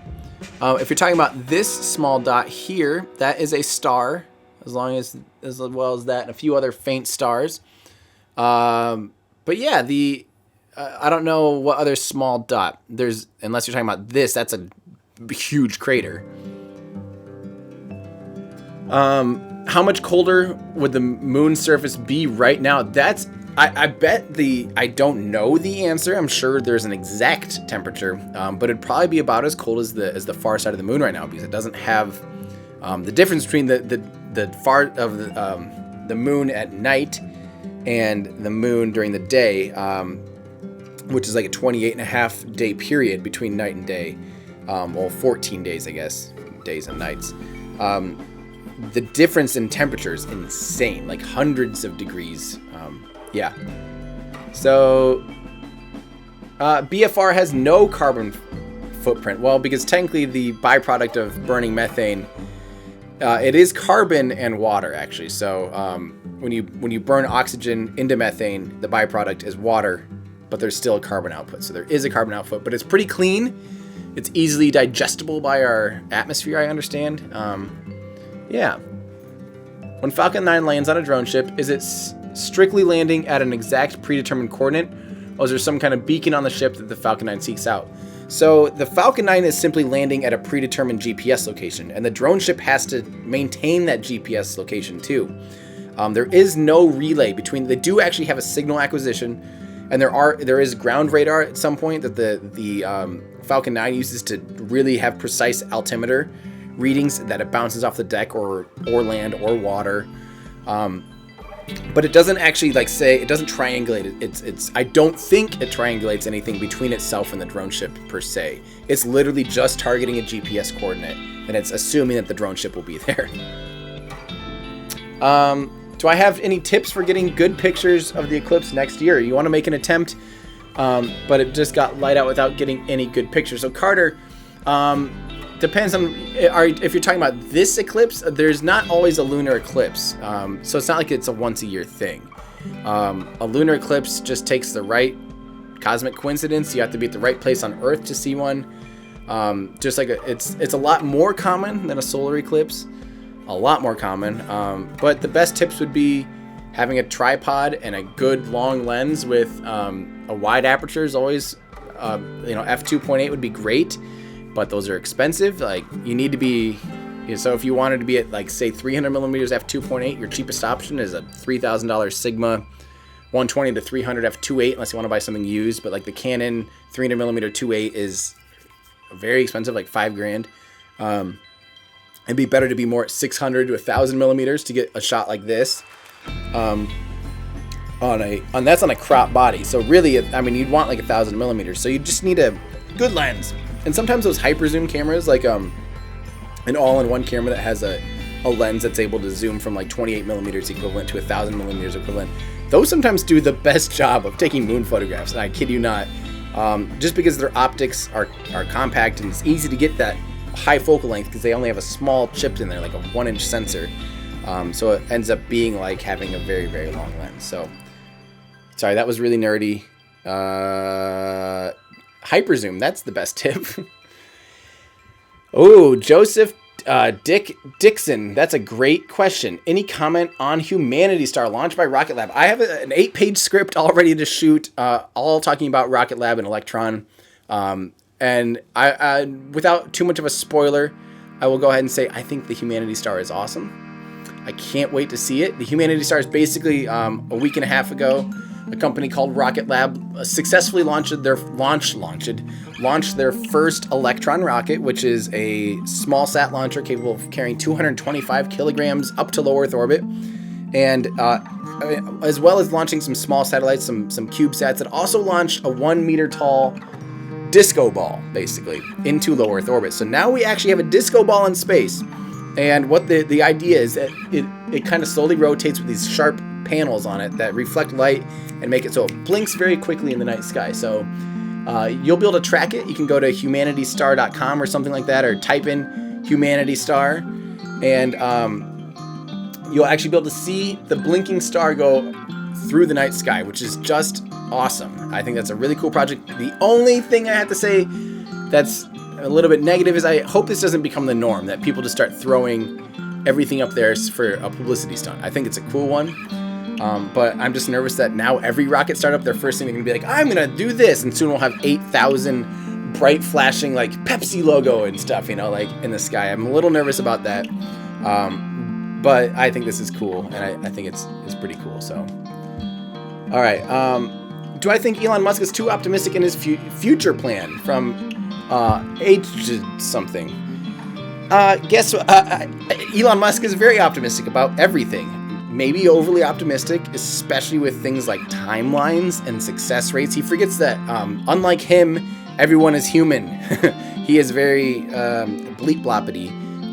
He thinks everyone can perform at the same level as himself, and he has very high expectations for himself and for his own mental output and for his own workload, which is why people that work at SpaceX and Tesla work very long and very hard. So therefore, he extrapolates how hard he can work, and he says, well, this will only take 3 months. He forgets that there's things that pop up, and he's very optimistic. So in general, I think he is optimistic, and I think he should be optimistic. And I think that's a good approach to have, and to really, really help people believe that we can do this. If they think they can do it, they'll have a better chance of success. But I think his timelines are often far too ambitious. There we go. Dear Aj, I just talked about what Humanity Star is. It's the giant disco ball. I'll have a video about it here in a couple weeks. So yeah, there we go. Tron says that Humanity Star will deorbit. It'll end up burning up in Earth's atmosphere, preventing it from the estimated 7,500 tons of space junk. So there we go. That's good. So it's in a low enough orbit. Even things like the International Space Station, which is 250 miles or around 400 kilometers in altitude. Not quite 400, but even those sitting up there are they're still in a tiny bit of micro atmosphere. You know, the atmosphere doesn't just stop suddenly. The atmosphere is a gradient, which is why at sea level the air is thicker, and as you climb in altitude, say you climb a mountain, it gets thinner and thinner and thinner. And as you go up in an airplane, riding an airliner, you know, it's even thinner yet. Well, it doesn't just all of a sudden at a certain point just stop. It just gets thinner.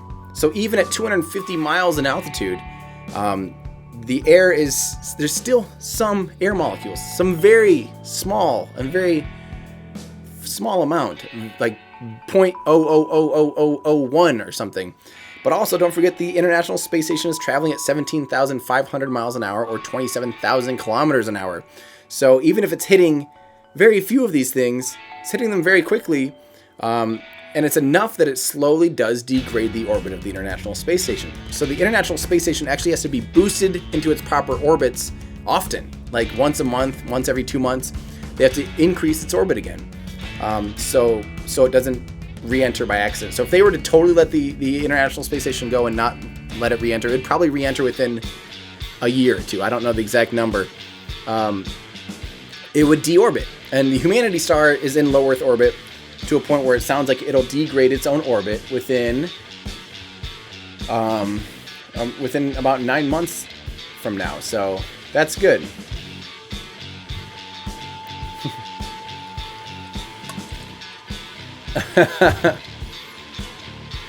There we go. So thoughts on Elon's flamethrower?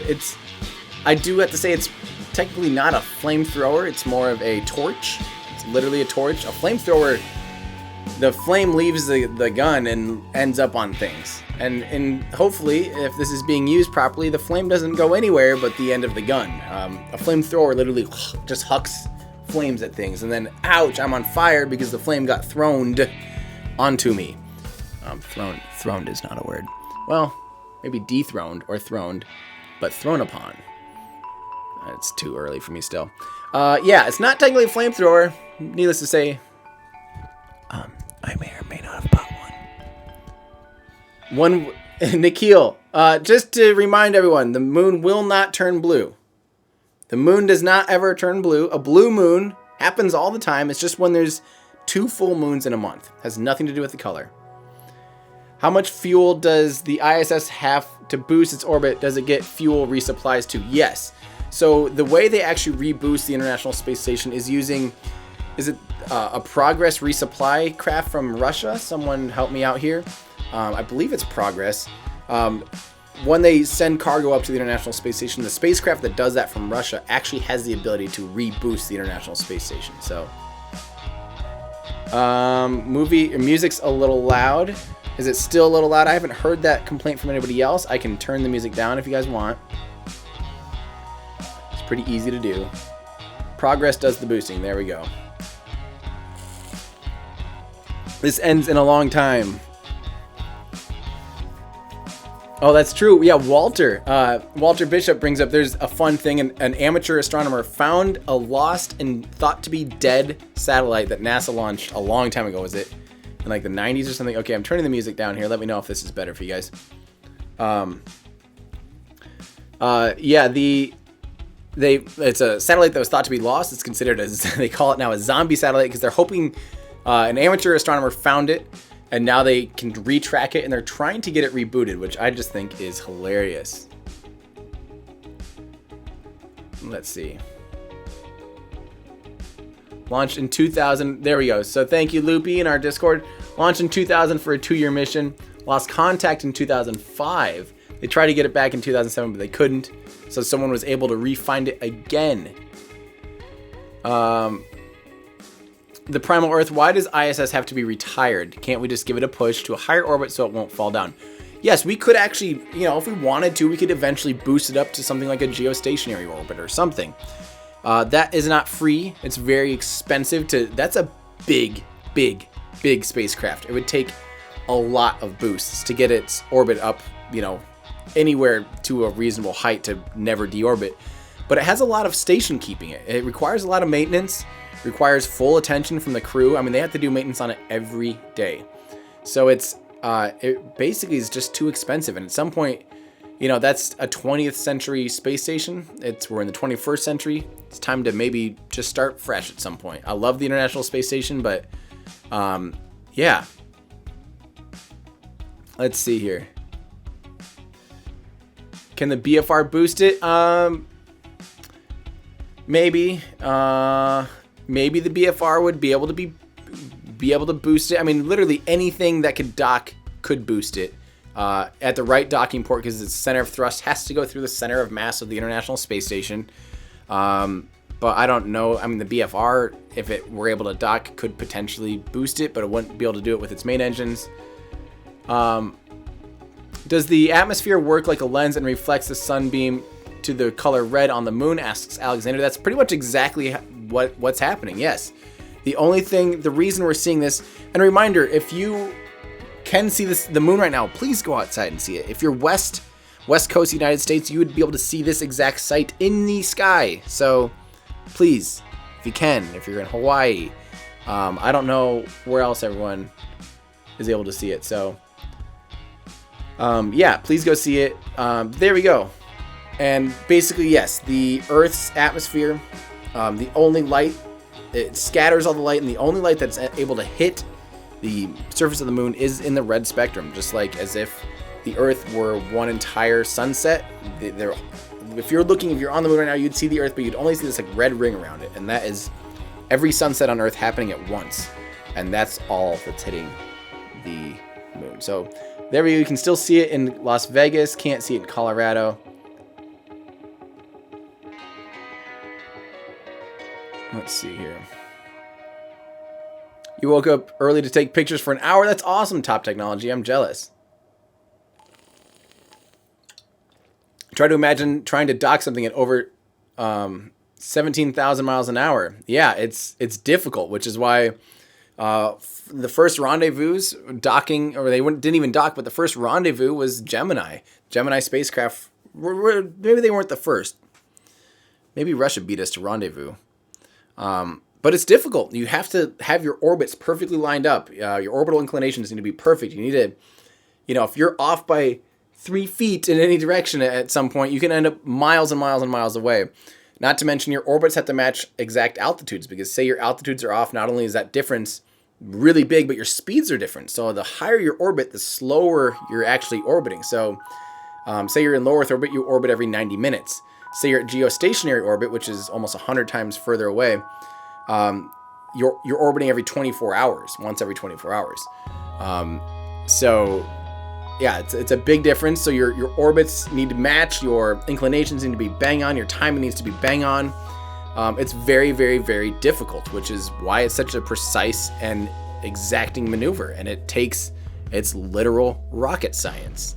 Yeah. Does the moon have different seasons like the Earth, and in case which? I am not the right person to ask about that, but the reason the Earth has seasons is because of its 23.5 degree tilt.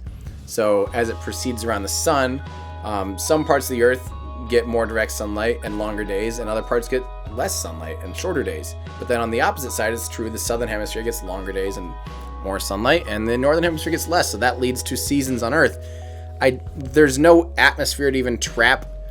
There's no seasons, I don't think, on the moon. Somebody, let's see. That's true, not all sunsets. Eric, great update. Not all sunsets, it's sunsets and sunrises. You're exactly right. That's exactly right. Does the moon have a mantle and a core? I think it has a core, but I don't think it has a liquid mantle or anything like that. Yeah, Tron, good idea. Let's see here. Yeah, I'm looking at it here, Loopy. Yeah, Loopy, go ahead and we can do, if people are spamming and if they're talking conspiracy theories, which we don't want to talk about, we're going to do temporary bans. You feel free to ask any question you want. Seriously, ask questions, but don't come in here gabbering on about things that are not true. So that's all we're going to say about that. So if you want to ask questions, feel free to, but otherwise the moderators will prevent the chat from getting cluttered with cabbage. So they will put a temporary ban on you, but if you continue to proceed, they will put a permanent ban on you for wasting everyone's time. So, yeah, there's no liquid mantle or anything on the moon, and the moon is tidally locked. Am I Illuminati? Yes. Yes, I am Illuminati. Hey, thank you, Tim. You think I do a great job with my videos and live coverage. Thank you so much. Would I ever buy a Tesla? Yes, Bradley, I have a Model 3 reservation. So I was a day one reservation holder. I'm waiting very patiently for my Model 3. Hopefully it'll be in the next couple months. I can't wait. I would love to have a Model S, but that's more expensive. Did NASA recover shuttle SRBs? And if they did, were they refurbished and reused? Yes. Yes, NASA did recover the SRBs, the 2 solid rocket boosters, those big giant white boosters on the sides of the fuel tanks of the space shuttle. Those were actually reused. And the reason why they could reuse those with parachutes, there's a few reasons. Number one, the boosters didn't get up to nearly the same speeds as the center core of a Falcon 9. Number two is they're basically a giant, dumb, empty steel tube. And they can survive that re-entry as it re-enters the atmosphere because it's not going nearly as fast. And it's really, I mean, there's nothing crazy about it. So as it hits the atmosphere, then it can survive re-entry because it's just a giant steel tube. A parachute deploys so it can touch down and splash down softly in the water. And then a crew would actually drive up to it. There's really cool footage of look up space shuttle booster recovery. And you can see how they did it. They had a crew go out and they would actually insert this giant plug in the bottom end of it because it would end up standing upright kind of and floating. They'd put a plug in, they'd drain all the water out, and they'd float it and drive it back into port where they'd refurbish it. Come to find out, like a lot of other things about the space shuttle, it may have been more expensive to actually refurbish all those cores, all those boosters, than it was just to simply build them brand new. Because they had to strip them from paint, repaint them, do all the stuff to them. You know, because it's in corrosive salt water, so they have to do a lot of refurbishment costs. It may not have been worth all the time. So, oh, that's awesome. I'm glad you guys are still getting a good view here. Griffith Observatory, you guys are doing awesome. Thank you for this beautiful live stream. Hey, thank you for subscribing. What are you going to tell God on that day? She blinded me with science. I don't know what that has anything has in this particular moment. You know, if you, regardless of your religious beliefs, I think as you learn more and more about our own planet and about our solar system and about our universe, if you have the personal belief of believing in a creator creating all that, that's beautiful. That's you being able to expand your knowledge of your creator's creation, right? So I don't understand this divide between science and creationism. To me, science is just exploring what's already been created. So I don't know why at some point they butt heads for people. Maybe there's some cognitive dissonance and people just have to draw a strict and exact line saying that it's one or the other. There's a lot of scientists that are religious, and there's a lot of scientists that believe in God or and follow certain religions. And to them, you know, learning about our solar system, learning about our Earth, learning about our planet, learning about space is just an extension of learning about their creator. So I'm not going to comment about my own personal beliefs and what they are, but that's I don't need to reconcile with that. I don't know why people have that divide, and I don't think you need to if you do. They are not, for some people, they are not two separate things. So yeah. Yeah, you're welcome. You're welcome. You're a new sub. What's up, Jesse? Thanks for the new sub. I really appreciate that.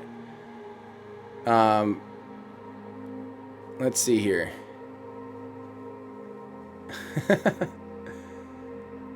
Let's see. Wow, I can't keep up with you guys. Any thoughts on the rockets Blue Origin announced? So, yeah, Blue Origin so far, the only rockets they've ever... I'll give you a real quick rundown on Blue Origin. Blue Origin is Jeff Bezos, who owns Amazon. He's technically the richest person in the world. He's actually had a rocket company as long, or maybe actually slightly longer than SpaceX. I believe he started in like 2003 or 4. It's been a long time. They've kind of been underground. They're not very public about what they do. But what they have been working really hard on this whole time is a methane-powered engine. Methane is definitely the fuel of the future. But the only thing that we've really are able to see from them publicly, they launched a vehicle called New Shepard. New Shepard is the only vehicle they're launching right now, which is a suborbital launch vehicle. It's pretty small. I mean, it holds several people in this beautiful capsule. It hasn't launched any humans yet. They will, hopefully, they might even be launching people this year on quick little suborbital hops. So you only experience about 4 minutes of weightlessness. Your entire journey is only like 8 minutes long or something. You only go to the edge of space, 62 miles in altitude, 100 kilometers up, and you fall right back down. That's all the delta V, that's all the margin that small launch vehicle has to offer. But it still gets you out of the atmosphere. It gets you to the edge of space, which is literally just the absence of atmosphere. But it does not keep you. You are not in orbit on a suborbital launch. It just goes straight up and straight down. So your horizontal velocity is 0. In order to stay in space, you have to be in orbit. You have to be above the atmosphere so the atmosphere doesn't slow you down. But then you have to be going fast enough that your forward momentum is the same as your downward momentum. You just end up being in orbit. That's what the New Shepard is unable to do. It can only be a suborbital launch vehicle, but its main stage, it only has a booster and then a capsule. And those two things separate. The booster lands propulsively, beautifully, by the way, just gorgeous. And then the capsule lands under a parachute because it's safer and more reliable for human life, right? So they land two separate ways, but they're able to reuse that booster. They reuse that particular booster 5 times, which is beautiful, which is amazing. And then their next rocket is the New Glenn. And New Glenn is their first orbital rocket, and it'll be a heavy lift launch vehicle somewhere in between the Falcon 9 and Falcon Heavy capability. It's huge, it's very wide, it has 7 huge BE3, or is it BE4? I forget which one's bigger now, I'm blanking. Methane powered engines, and that will be amazing, and I don't think it's going to fly though until 2020, which is unfortunate. And then the next thing that's exciting, after that, their next rocket will be New Armstrong, which so far, if you notice, the names are New Shepard, New Glenn, and New Armstrong. New Shepard, Alan Shepard, was the first United States astronaut to get into space. It was a suborbital hop, and then New Shepard is suborbital. The next rocket, the New Glenn, is after John Glenn, which is the first American astronaut to orbit.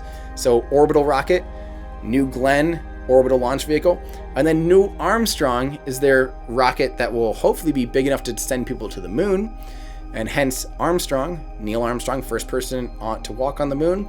And the New Armstrong will be powerful enough to be able to send people to the moon. So we don't know almost anything about that launch vehicle yet, but the New Glenn we do know quite a bit about, and it's going to be awesome. So yeah, totality is almost over. This means the shadow of the Earth is almost done being on the moon. So you will see it getting brighter and brighter here, kind of on the lower left-hand corner. Yeah, and it's awesome. Is there any company that's reused a liquid fuel booster? Yes, Blue Origin has reused their liquid fuel New Shepard booster. It's a booster, it just isn't an orbital booster. They've reused one booster 5 times, so they actually still hold the record for something getting to space and landing propulsively and being reused. Please make a video on how I make my music, Ben. I will maybe give it a try someday. Thank you, Abir, for the new subscription. No problem, TD Gaming. Will I be seeing Falcon Heavy? Yes, I will be leaving on Friday to get down there on Saturday. We have press things starting already this weekend, and it's launching Tuesday. I will be there 3 miles away using this camera. This is a Blackmagic Studio 4K camera. I will also have 4 other 4K cameras with me at where I'm at, so I'm going to record a bunch of stuff, and including a 368K camera, so I'm going to be able to record 360-degree videos, so you can look at Falcon Heavy. I'll probably have to post it later because the bit rates are crazy. So you'll be able to see Falcon Heavy through that. You'll also be able to turn around and see everyone's reactions to Falcon Heavy, so I think that'll be amazing. So make sure you're subscribed so you can see that stuff when I do that, and tune in with me live. I'll be there starting at least 2 hours early for Falcon Heavy. And I'll be live streaming for a very, very, very long time. yeah, I will be driving down from Iowa. And Eric, thank you. Oh, sorry, I missed Silinx watching from Alaska. Sorry, I missed that a long time ago. I apologize. Thank you, Silinx, for the tip. And hello, Alaska. And Eric, here's to shutting down the nonsense that's flat Earth. Absolutely.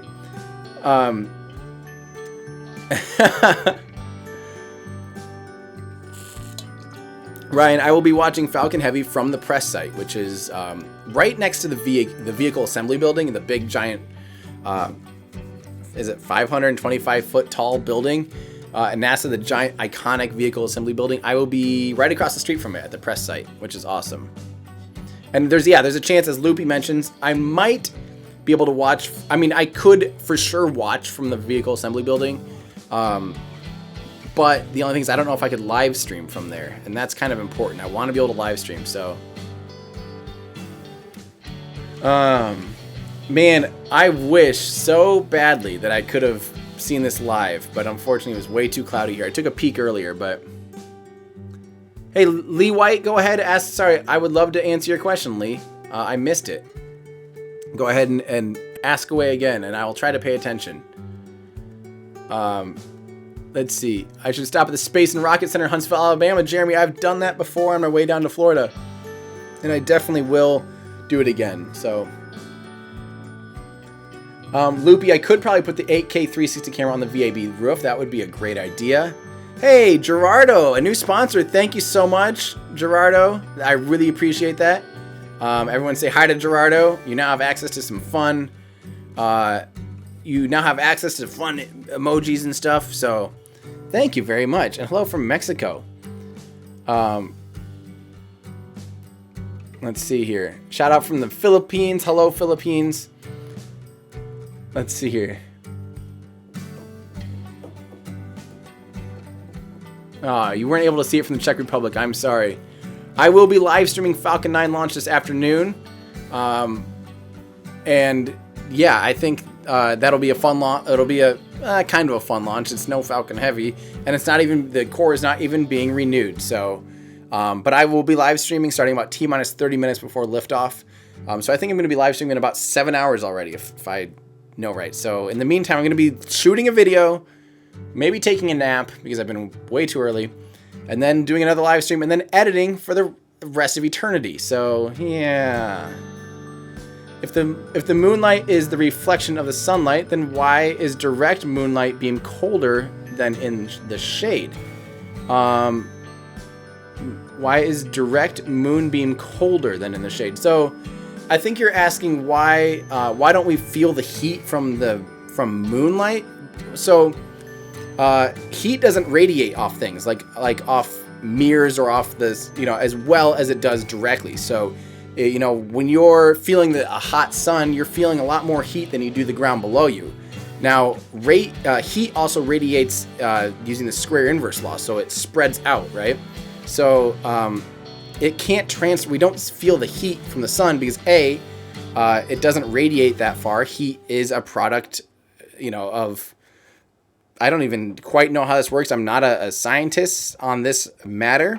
But yeah, if you were on the surface of the moon, of course you'd feel the heat from the moon, the surface, but you're not going to feel that all the way back here on Earth. So, let's see here. What else do we have? Convection, conduction, and radiation. Exactly. There we go. Yeah, and Professor Stick does a good job of explaining stuff. So, Gleno is asking if it's happening now. It's just ending now. This is the end of the eclipse. We are at the end of the lunar eclipse. The moon is actually now peeking out, and its orbit is changing so that it's actually able to get around it's able to see the sun in the bottom left corner. You can see it's starting to get outside of the Earth's shadow. So.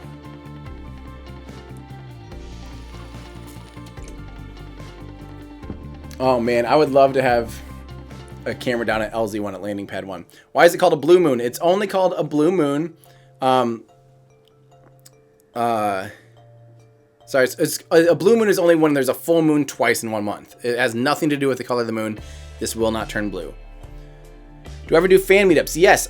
For Falcon Heavy, I will be doing a Patreon dinner or lunch or meal at some point, if possible. Well, for sure, because I owe my patrons that.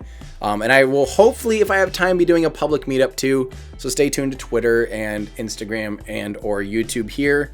You can find me anywhere, Everyday Astronaut. I will be doing a meetup. So, dang, Cambodia, you still have full red. I am very jealous. Hey, Praveen, thank you. That means a lot. And heat radiates in the infrared spectrum. What is this song called? This one's the one that I used in that Tesla commercial.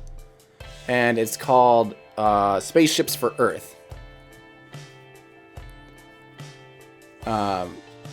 There we go. Now they are having to darken the exposure of it because, as you can see, this is not, you wouldn't see this big shift in real life that quickly. This is the camera and the telescope changing exposure because now the direct sunlight hitting the surface of the moon is very, very, very bright.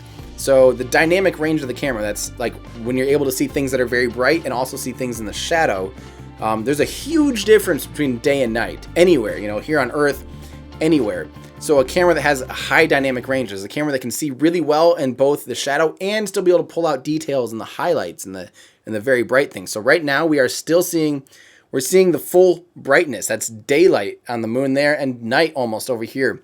And they're going to have to, as it gets brighter and brighter, as more and more of the moon appears behind the Earth, appears out from behind the Earth's shadow and gets direct sunlight from the Earth, it's very bright. So they're actually going to have to keep adjusting the camera to make it, this will almost appear darker and darker for a while. But in real life, the moon's actually getting much, much, much brighter. So, what happened to the Energia rocket that carried the Buran spacecraft to space? It only flew twice. It flew once with the Buran on its back, and it flew another time for some other mission. And I have no idea what happened to it. Honestly, I think it all comes down to it was late 80s. And the fall of the Soviet Union put a lot of space things in the absolute trunk. And unfortunately, one of those things that we lost during that time was the Buran and the Energia, which Energia was insanely powerful. It's almost as powerful as the Saturn V. Amazing rocket. I wish so badly we could have seen it fly and be used more and more often. So,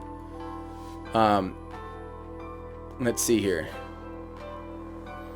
Will I be in Bremen, Germany this year? If that's where IAC is, I think it is in Bremen, then yes, I will be. And hi, Tim.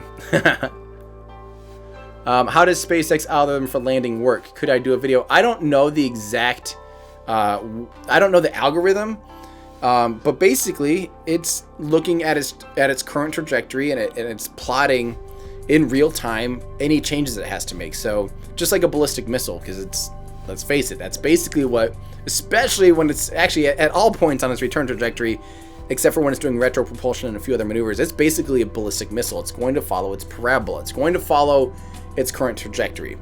And they know, the effects of the atmosphere, how much that'll slow it down, and then they steer it using those grid fins. So it's basically just looking at its current trajectory, its plotted trajectory, and then it has to just make adjustments along the way. And I don't know exactly how it does that.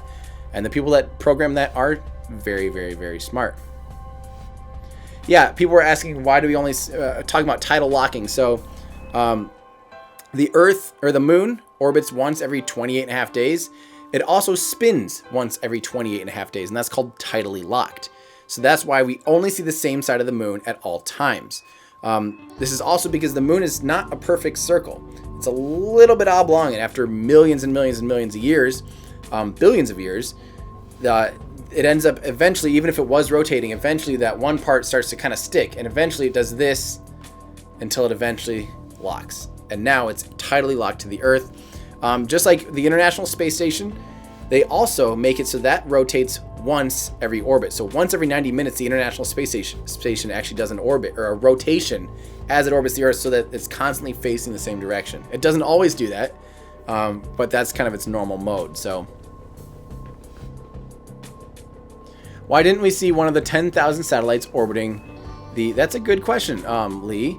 So remember, even if the International Space Station, which is our biggest satellite in space right now, it's very, very, very close. It's only 250 miles away. Even if that were to cross across the moon Right now, it only does it in about 6 frames, 6 to 8 frames. It goes by like this. It's going 17,500 miles an hour, and it's huge. It's the size of a football field when you have all the solar panels. Normal satellites are much, much, much, much, much smaller. They're also, most satellites are much, much, much, much further away. And it has to be, so even if we could see one, there's a chance that one did go through here. But the chances of us actually being able to easily see it are it's tiny. It's teeny, teeny, teeny, tiny. And I'm glad you're asking these questions. It's just, again, yes, there are 10,000 satellites. You can track a lot of them yourself if you know how to do that. It's not anything that crazy. The old Iridium satellites did this thing called an Iridium flare, and when they had bright reflective solar panels, look at, what is that? That's a drone. That scared the crap out of me. What was that? I assume that's some kid's drone flying around. Oh my gosh. Speaking of satellites. Whoa, that was crazy. What if that would have been funny? That would have been ironic if we saw a transit of a satellite at that exact same time, though. Oh, that's hilarious. That was crazy. That was not a satellite. A satellite would not be nearly that big. A satellite's a lot further away. And again, even if it were the International Space Station, you can see what that looks like when it transits. It goes by so quickly, you really have to know what you're looking for. And it's very close and it's very big. So, yeah. Green MK87GB, the moon does not turn blue. It only turns red because of the blood moon. A blue moon is just a full moon twice in a month. That's it. So nothing to do with blue. Yep, here we go. We're going to have so many UFO videos that are going to be uploaded.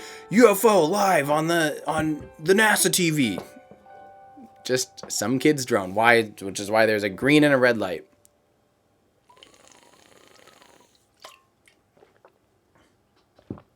Well, how did we see a drone and not an ISS, which is massive? Guys, I hope you're joking, but just like asking, why can I see your hand and not the International Space Station? It's a matter of how close things are to you. That drone flew in the atmosphere within hundreds of feet of the Griffith Observatory in order to be seen. Or if an airplane were to fly by, it's a lot closer. Remember, if you're looking at a building and you're standing underneath it, it takes up your whole perspective. I'm inside my house. My house takes up my entire field of view right now. If I were to stand 200 feet away, my house would only be this big. If I were to stand 10 miles away, I couldn't see my house. So imagine what happens when you're 250 miles away from something. It's teeny, teeny, teeny, teeny, teeny, teeny, tiny. It's just far away. That's how scale and perspective works. If you don't understand that, then I don't know how to talk to you, honestly. DJ Fire Rush, there is no blue moon. Blue moon means that the moon is full. There's 2 full moons in a month. There we go. How much longer will it take Electron to get to the moon than Apollo or Falcon 9 or Falcon Heavy? Robert, that's a good question. It'll take the same amount of time. The orbital injection to do a trans-lunar injection, unless they don't have a powerful enough, I assume that the upper kick stage is powerful enough to get it all the way out to its lunar orbit and to its TLI, its trans-lunar injection. I don't think it'll have to do multiple burns in order to do that. So if it can do it in one burn, it'll take the same amount of time as any other mission. Just don't forget the Electron has a very small payload mass, so it's a very, very, very small ability to land something on the moon. The thing landing on the moon is smaller, like very, very light, and it's only about the size of R2-D2. So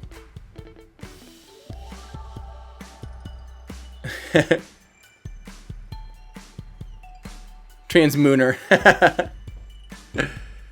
Are there more Falcon Heavies made or just one? So for now, there's only one that has been produced.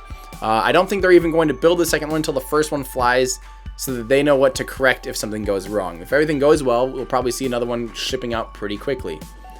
Everyone's asking if this is over. It is basically over. We are at the end. We are now outside of the full eclipse. So the full eclipse has already happened. And this is just now we're seeing the end of it. So from here on out, the bright part will just get brighter and brighter and brighter. And eventually it'll take back over and you'll just see a normal full moon. So what do you think will happen to the Falcon, the Roadster, after lots of time in space? Well,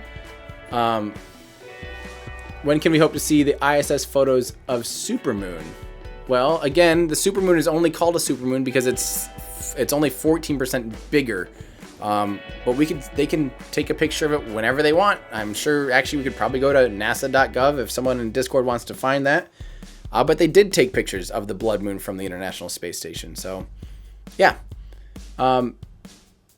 Yes, Smarter Every Day made a great video about the International Space Station transiting the 2017 solar eclipse.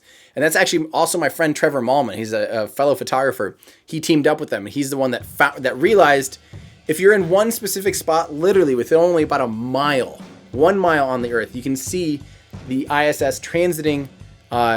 You can see it transiting the solar eclipse, which was amazing. So it was a complete coincidence because, again, it has to be the exact right time. The inclinations, orbits aren't just one spot on Earth. Orbits are all over. We have polar orbits. We have inclined orbits. We have equatorial orbits. We have orbits at different altitudes, which means their orbital speeds vary a lot. And in order for the International Space Station to line up through the solar eclipse was unbelievable. And they got video of it and pictures. It's absolutely insane. How long was the moon in the Earth's shadow? For almost 2 hours, I think. It was there for a long time. Chaos Dispenser, it's only 14% bigger due to the atmosphere lensing, right? The ISS sees it as normal. That's incorrect, Chaos. It's not from atmospheric lensing. A supermoon is super because it's at its lowest point in its orbit. So the moon, again, is an elliptical orbit. It means some points are further away than others. So it's kind of like, imagine if this was the moon and its orbit, or this is the Earth and the moon. It doesn't go in a perfect circle. It goes kind of elliptical like this. It's only a little bit elliptical. So at its closest point, it's 14% bigger than its average. So a supermoon is just when it's a full moon at its closest point. There's another plane. That's crazy. Oh, you know what? It's now time for planes to be able to fly in California. So it's almost dawn there. So flights are beginning. That's funny. We're probably going to start seeing more and more air traffic. And things like that, whatever that is. I'm not fat. I'm just at the lowest point in my orbit. James, that's amazing. I love that. That's awesome. Yeah, so right now the moon is the closest it gets in its orbit. That's why it's a supermoon.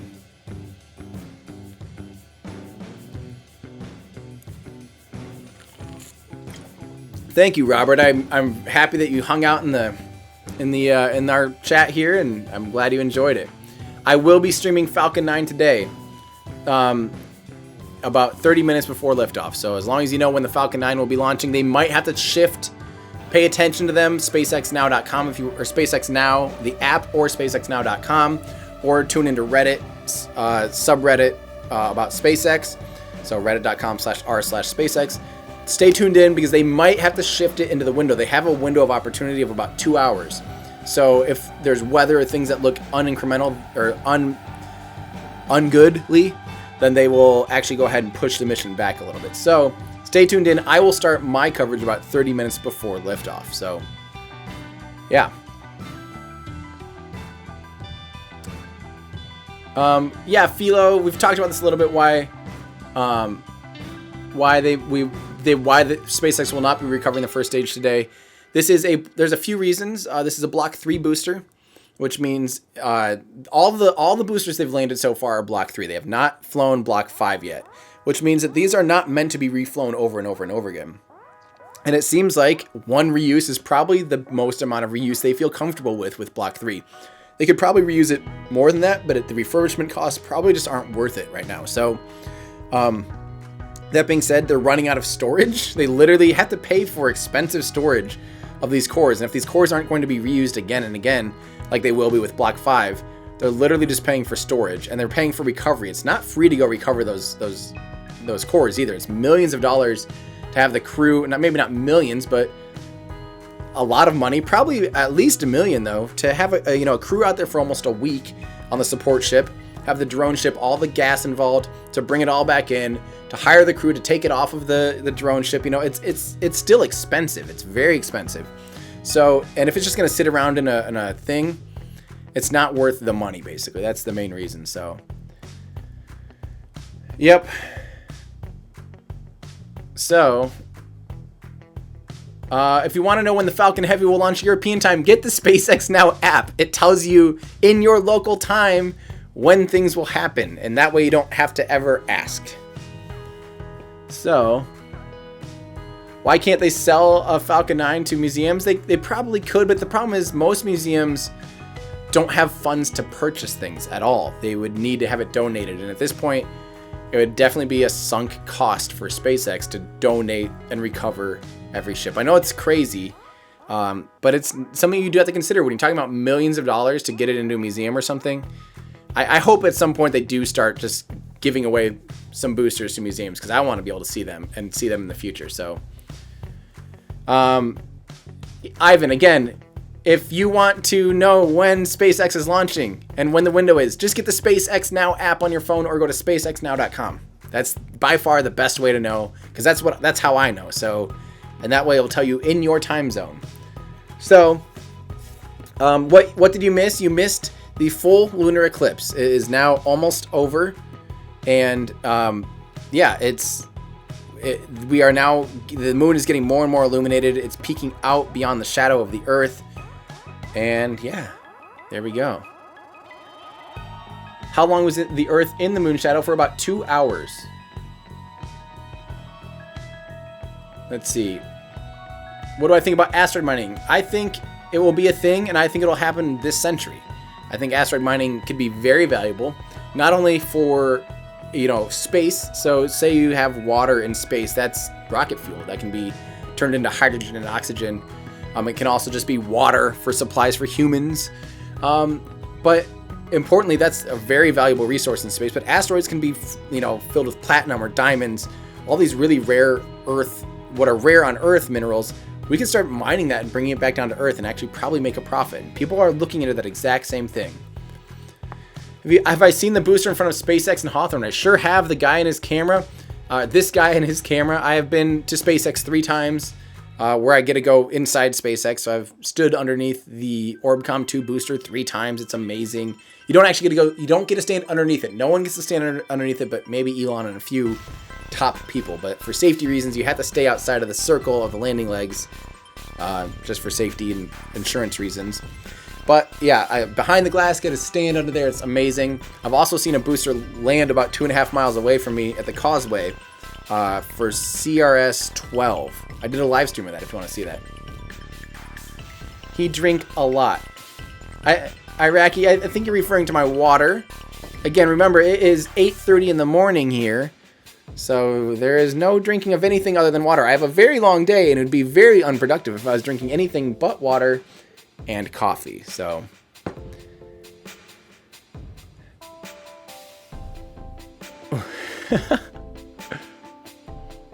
but yeah, so technically, yes, the eclipse is not over until that shadow is entirely gone and we're back to a full moon. So it's almost half over. It's almost half from here in Indonesia. That's crazy.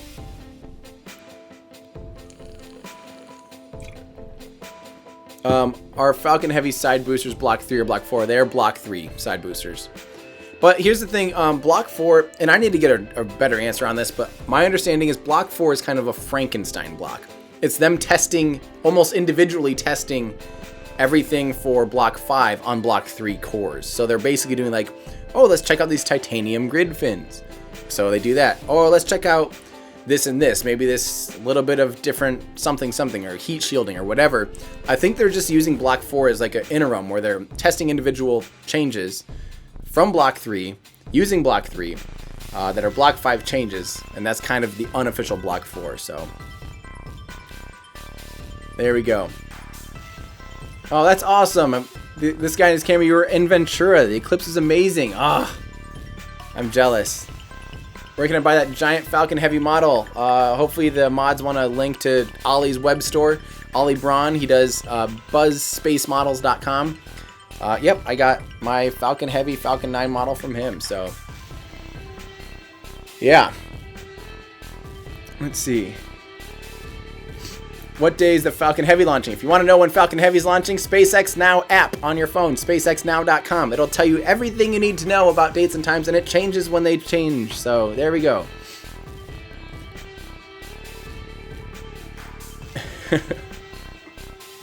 Is there any footage of my reaction from the first SpaceX landing? Yeah, there is. It's in my intro and outro video. You see me cheering.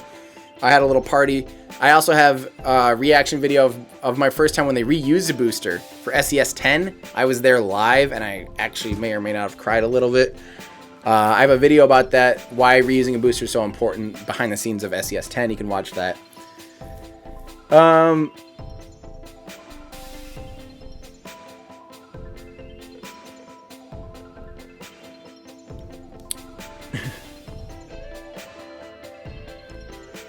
Leah, I love that you're here, and I love that you actually are asking questions. That's a good thing, and I can tell that you're obviously trying to figure things out, and that's great. But make sure you don't have confirmation bias when you're doing research. Don't go into something saying, this is what I know, now I'm going to look for things that confirm that. I don't know what else to say to you. Good luck, honestly. Good luck with everything. I hope that you're able to live a life to the fullest with whatever beliefs you have. But I don't understand how people can live in a reality that is not correct. So, again, good luck. But that's about it. So, yeah, hopefully we'll have Nightbot working next time. I don't know why it's not working. ISS does have orbital maneuvering thrusters, but it doesn't have thrusters powerful enough to really keep it into orbit. It has station keeping thrusters on the American side. Or on the Russian side. The American side uses reaction wheels. One side uses reaction wheels, one side uses orbital maneuvering thrusters. So that's no, there'll be a blood moon again, gamer, before 2029. Just depends on where you live though too. Let's see. Do I think Falcon Heavy Block 3 and Block 5 size difference? There's no size difference between Block 3 and Block 4 of the Falcon 9. Vasmir for the engine. That would be awesome. Vasmir engine for the ISS would be great. Do I think Falcon Heavy launch will be delayed? I hope not, because I'm going down there, so I don't want to spend more time than necessary away from work. And work is this. So I have lots of videos to shoot, lots of videos to edit, and a lot of other projects on the horizon, so you stay tuned to my microphone clip. Lots of other fun projects coming up this year, so I don't want to spend more time away from home than necessary. Let's see. Any news on Dream Chaser? I haven't seen anything lately. So the blue moon, again, the blue moon, you can see this with your normal eyes. But the blue moon only means that there's 2 full moons in a month. It has nothing to do with the color of a moon. It happens at least once a year, I believe. So, am I going to stream the transit of Mercury? I don't have any plans to.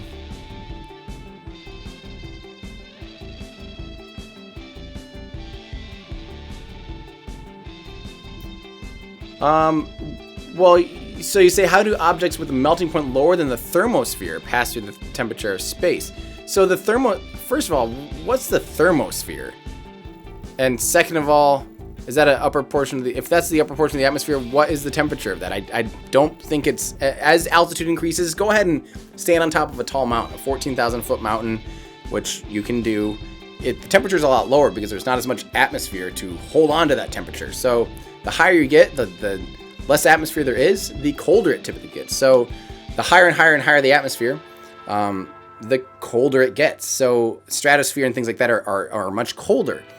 And the reason why re-entering spacecraft gets so hot is because they are re-entering the atmosphere at near orbital speeds. So they're re-entering at, they're hitting the thicker part, starting to hit thicker parts of the atmosphere in the upper atmosphere at, 17,500 miles an hour or nearby 16,000 miles an hour. And that's different than on ascent. They get most of their speed, they're going straight up, and then they have to pitch over to start doing their gravity turn. So by the time they're going anywhere faster than the point of the maximum aerodynamic pressure is within about a minute of flight. It's called max Q. That's the point where they're going. So the higher you go, the thinner the atmosphere. So the less atmospheric drag and heat there is, but also will rockets constantly accelerate it, or not constantly accelerating, but accelerating through until it gets to orbit. So at max Q is the point of maximum aerodynamic pressure. After that, the atmosphere gets thinner and thinner and thinner, and the friction dissipates and gets lower and lower and lower. And once it's above the discernible atmosphere, there is no heat anymore. There is no friction. There's no air to react against. So that's why they have to go up at first. If you're on the moon and on the tallest mountain, and you went straight sideways fast enough, you'd actually just get into orbit. On Earth, we have a thick atmosphere that slows spacecraft, bullets, airplanes, cars down. People. So when you're running, when you're biking, you feel that air. If you go high enough, there is no air to push against you. So that's why rockets go up in the first place. They go up to get out of the discernible atmosphere, and they begin to pitch over in their gravity turn, so they start going sideways, because again, in order to get into orbit, they have to go 17,500 miles an hour, 27,000 kilometers an hour, in order to actually reach orbit. There's another airplane. Oh, that one almost transited. That would have been so cool if that airplane had just transited right then. And Grant Davis, a fellow Iowan, thank you for your tip. Thanks for the morning of entertainment. I really appreciate that, Grant. That's awesome. That is awesome. Thank you.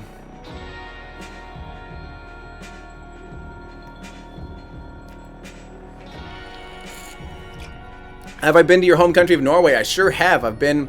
I drove from Bergen up to Ålesund, and then some places kind of in the middle of Norway. It was awesome. I love Norway. Norway's amazing. Wait, Dallas, that was a Beech B300 Super King Air 350. How do you know that, Dallas? How do you know that? Racer MX 119, would I ever move to Florida? I like Florida. I don't know if I would ever move there. It'd take a lot for me to move there. Maybe, though. Maybe. I'm not going to say no, but maybe. Awesome, Steve. Thank you for subscribing. That means a lot. All right, hey guys, I think this is going to be it for my stream today, because I have another stream tonight. We are now basically, the eclipse is ending.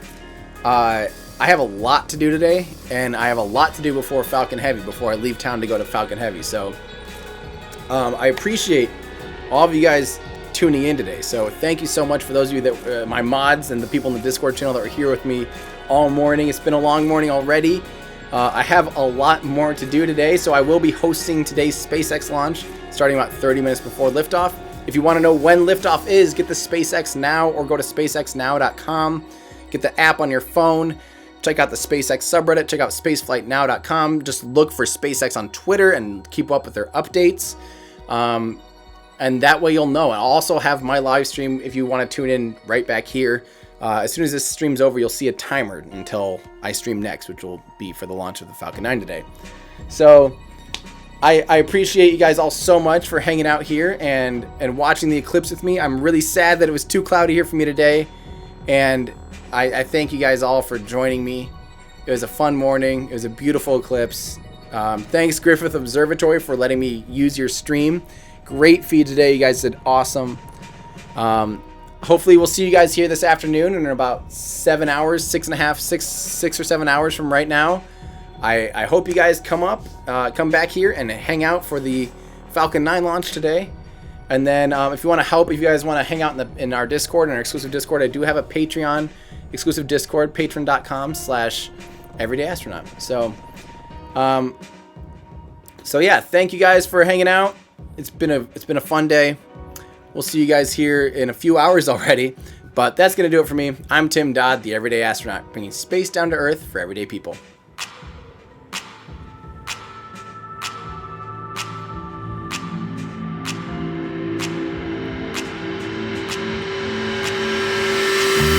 I think we all dreamt about going to space when we were kids. But when the space shuttle program ended in 2011, I discovered a void in my life. That emptiness led to a newfound obsession with space. A few years later, I wound up bidding on a Russian spacesuit as a joke. When the box arrived at my doorstep, my friends asked, "What are you going to do with a spacesuit?" The answer? What can't I do with a spacesuit? And that's how Everyday Astronaut was born. Since then, the suit hasn't left my side. It's even gone around the world with me. From remote villages in Myanmar, rockets and spaceships.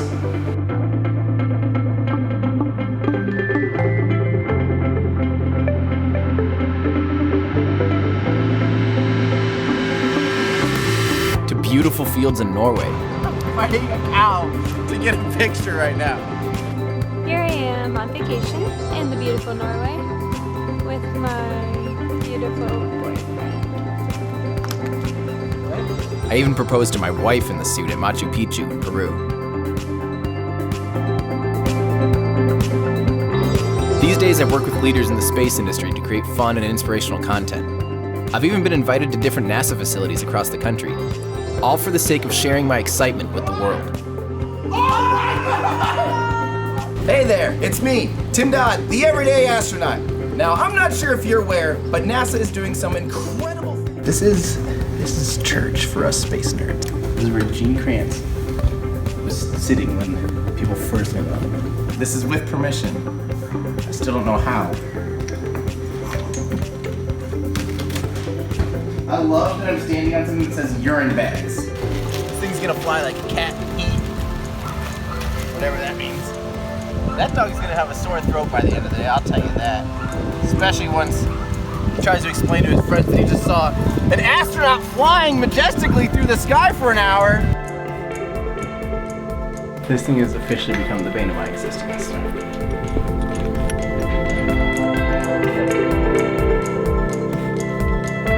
Everyday Astronaut's mission is to bring space down to Earth for everyday people, to communicate science through humor and imagination, but most importantly, to spark your curiosity, to want to find your place in the cosmos. Join my adventures as I seek to find out why exploring space is important, inspiring, and quite frankly, really, really neat. Show your support by visiting patreon.com/everydayastronaut.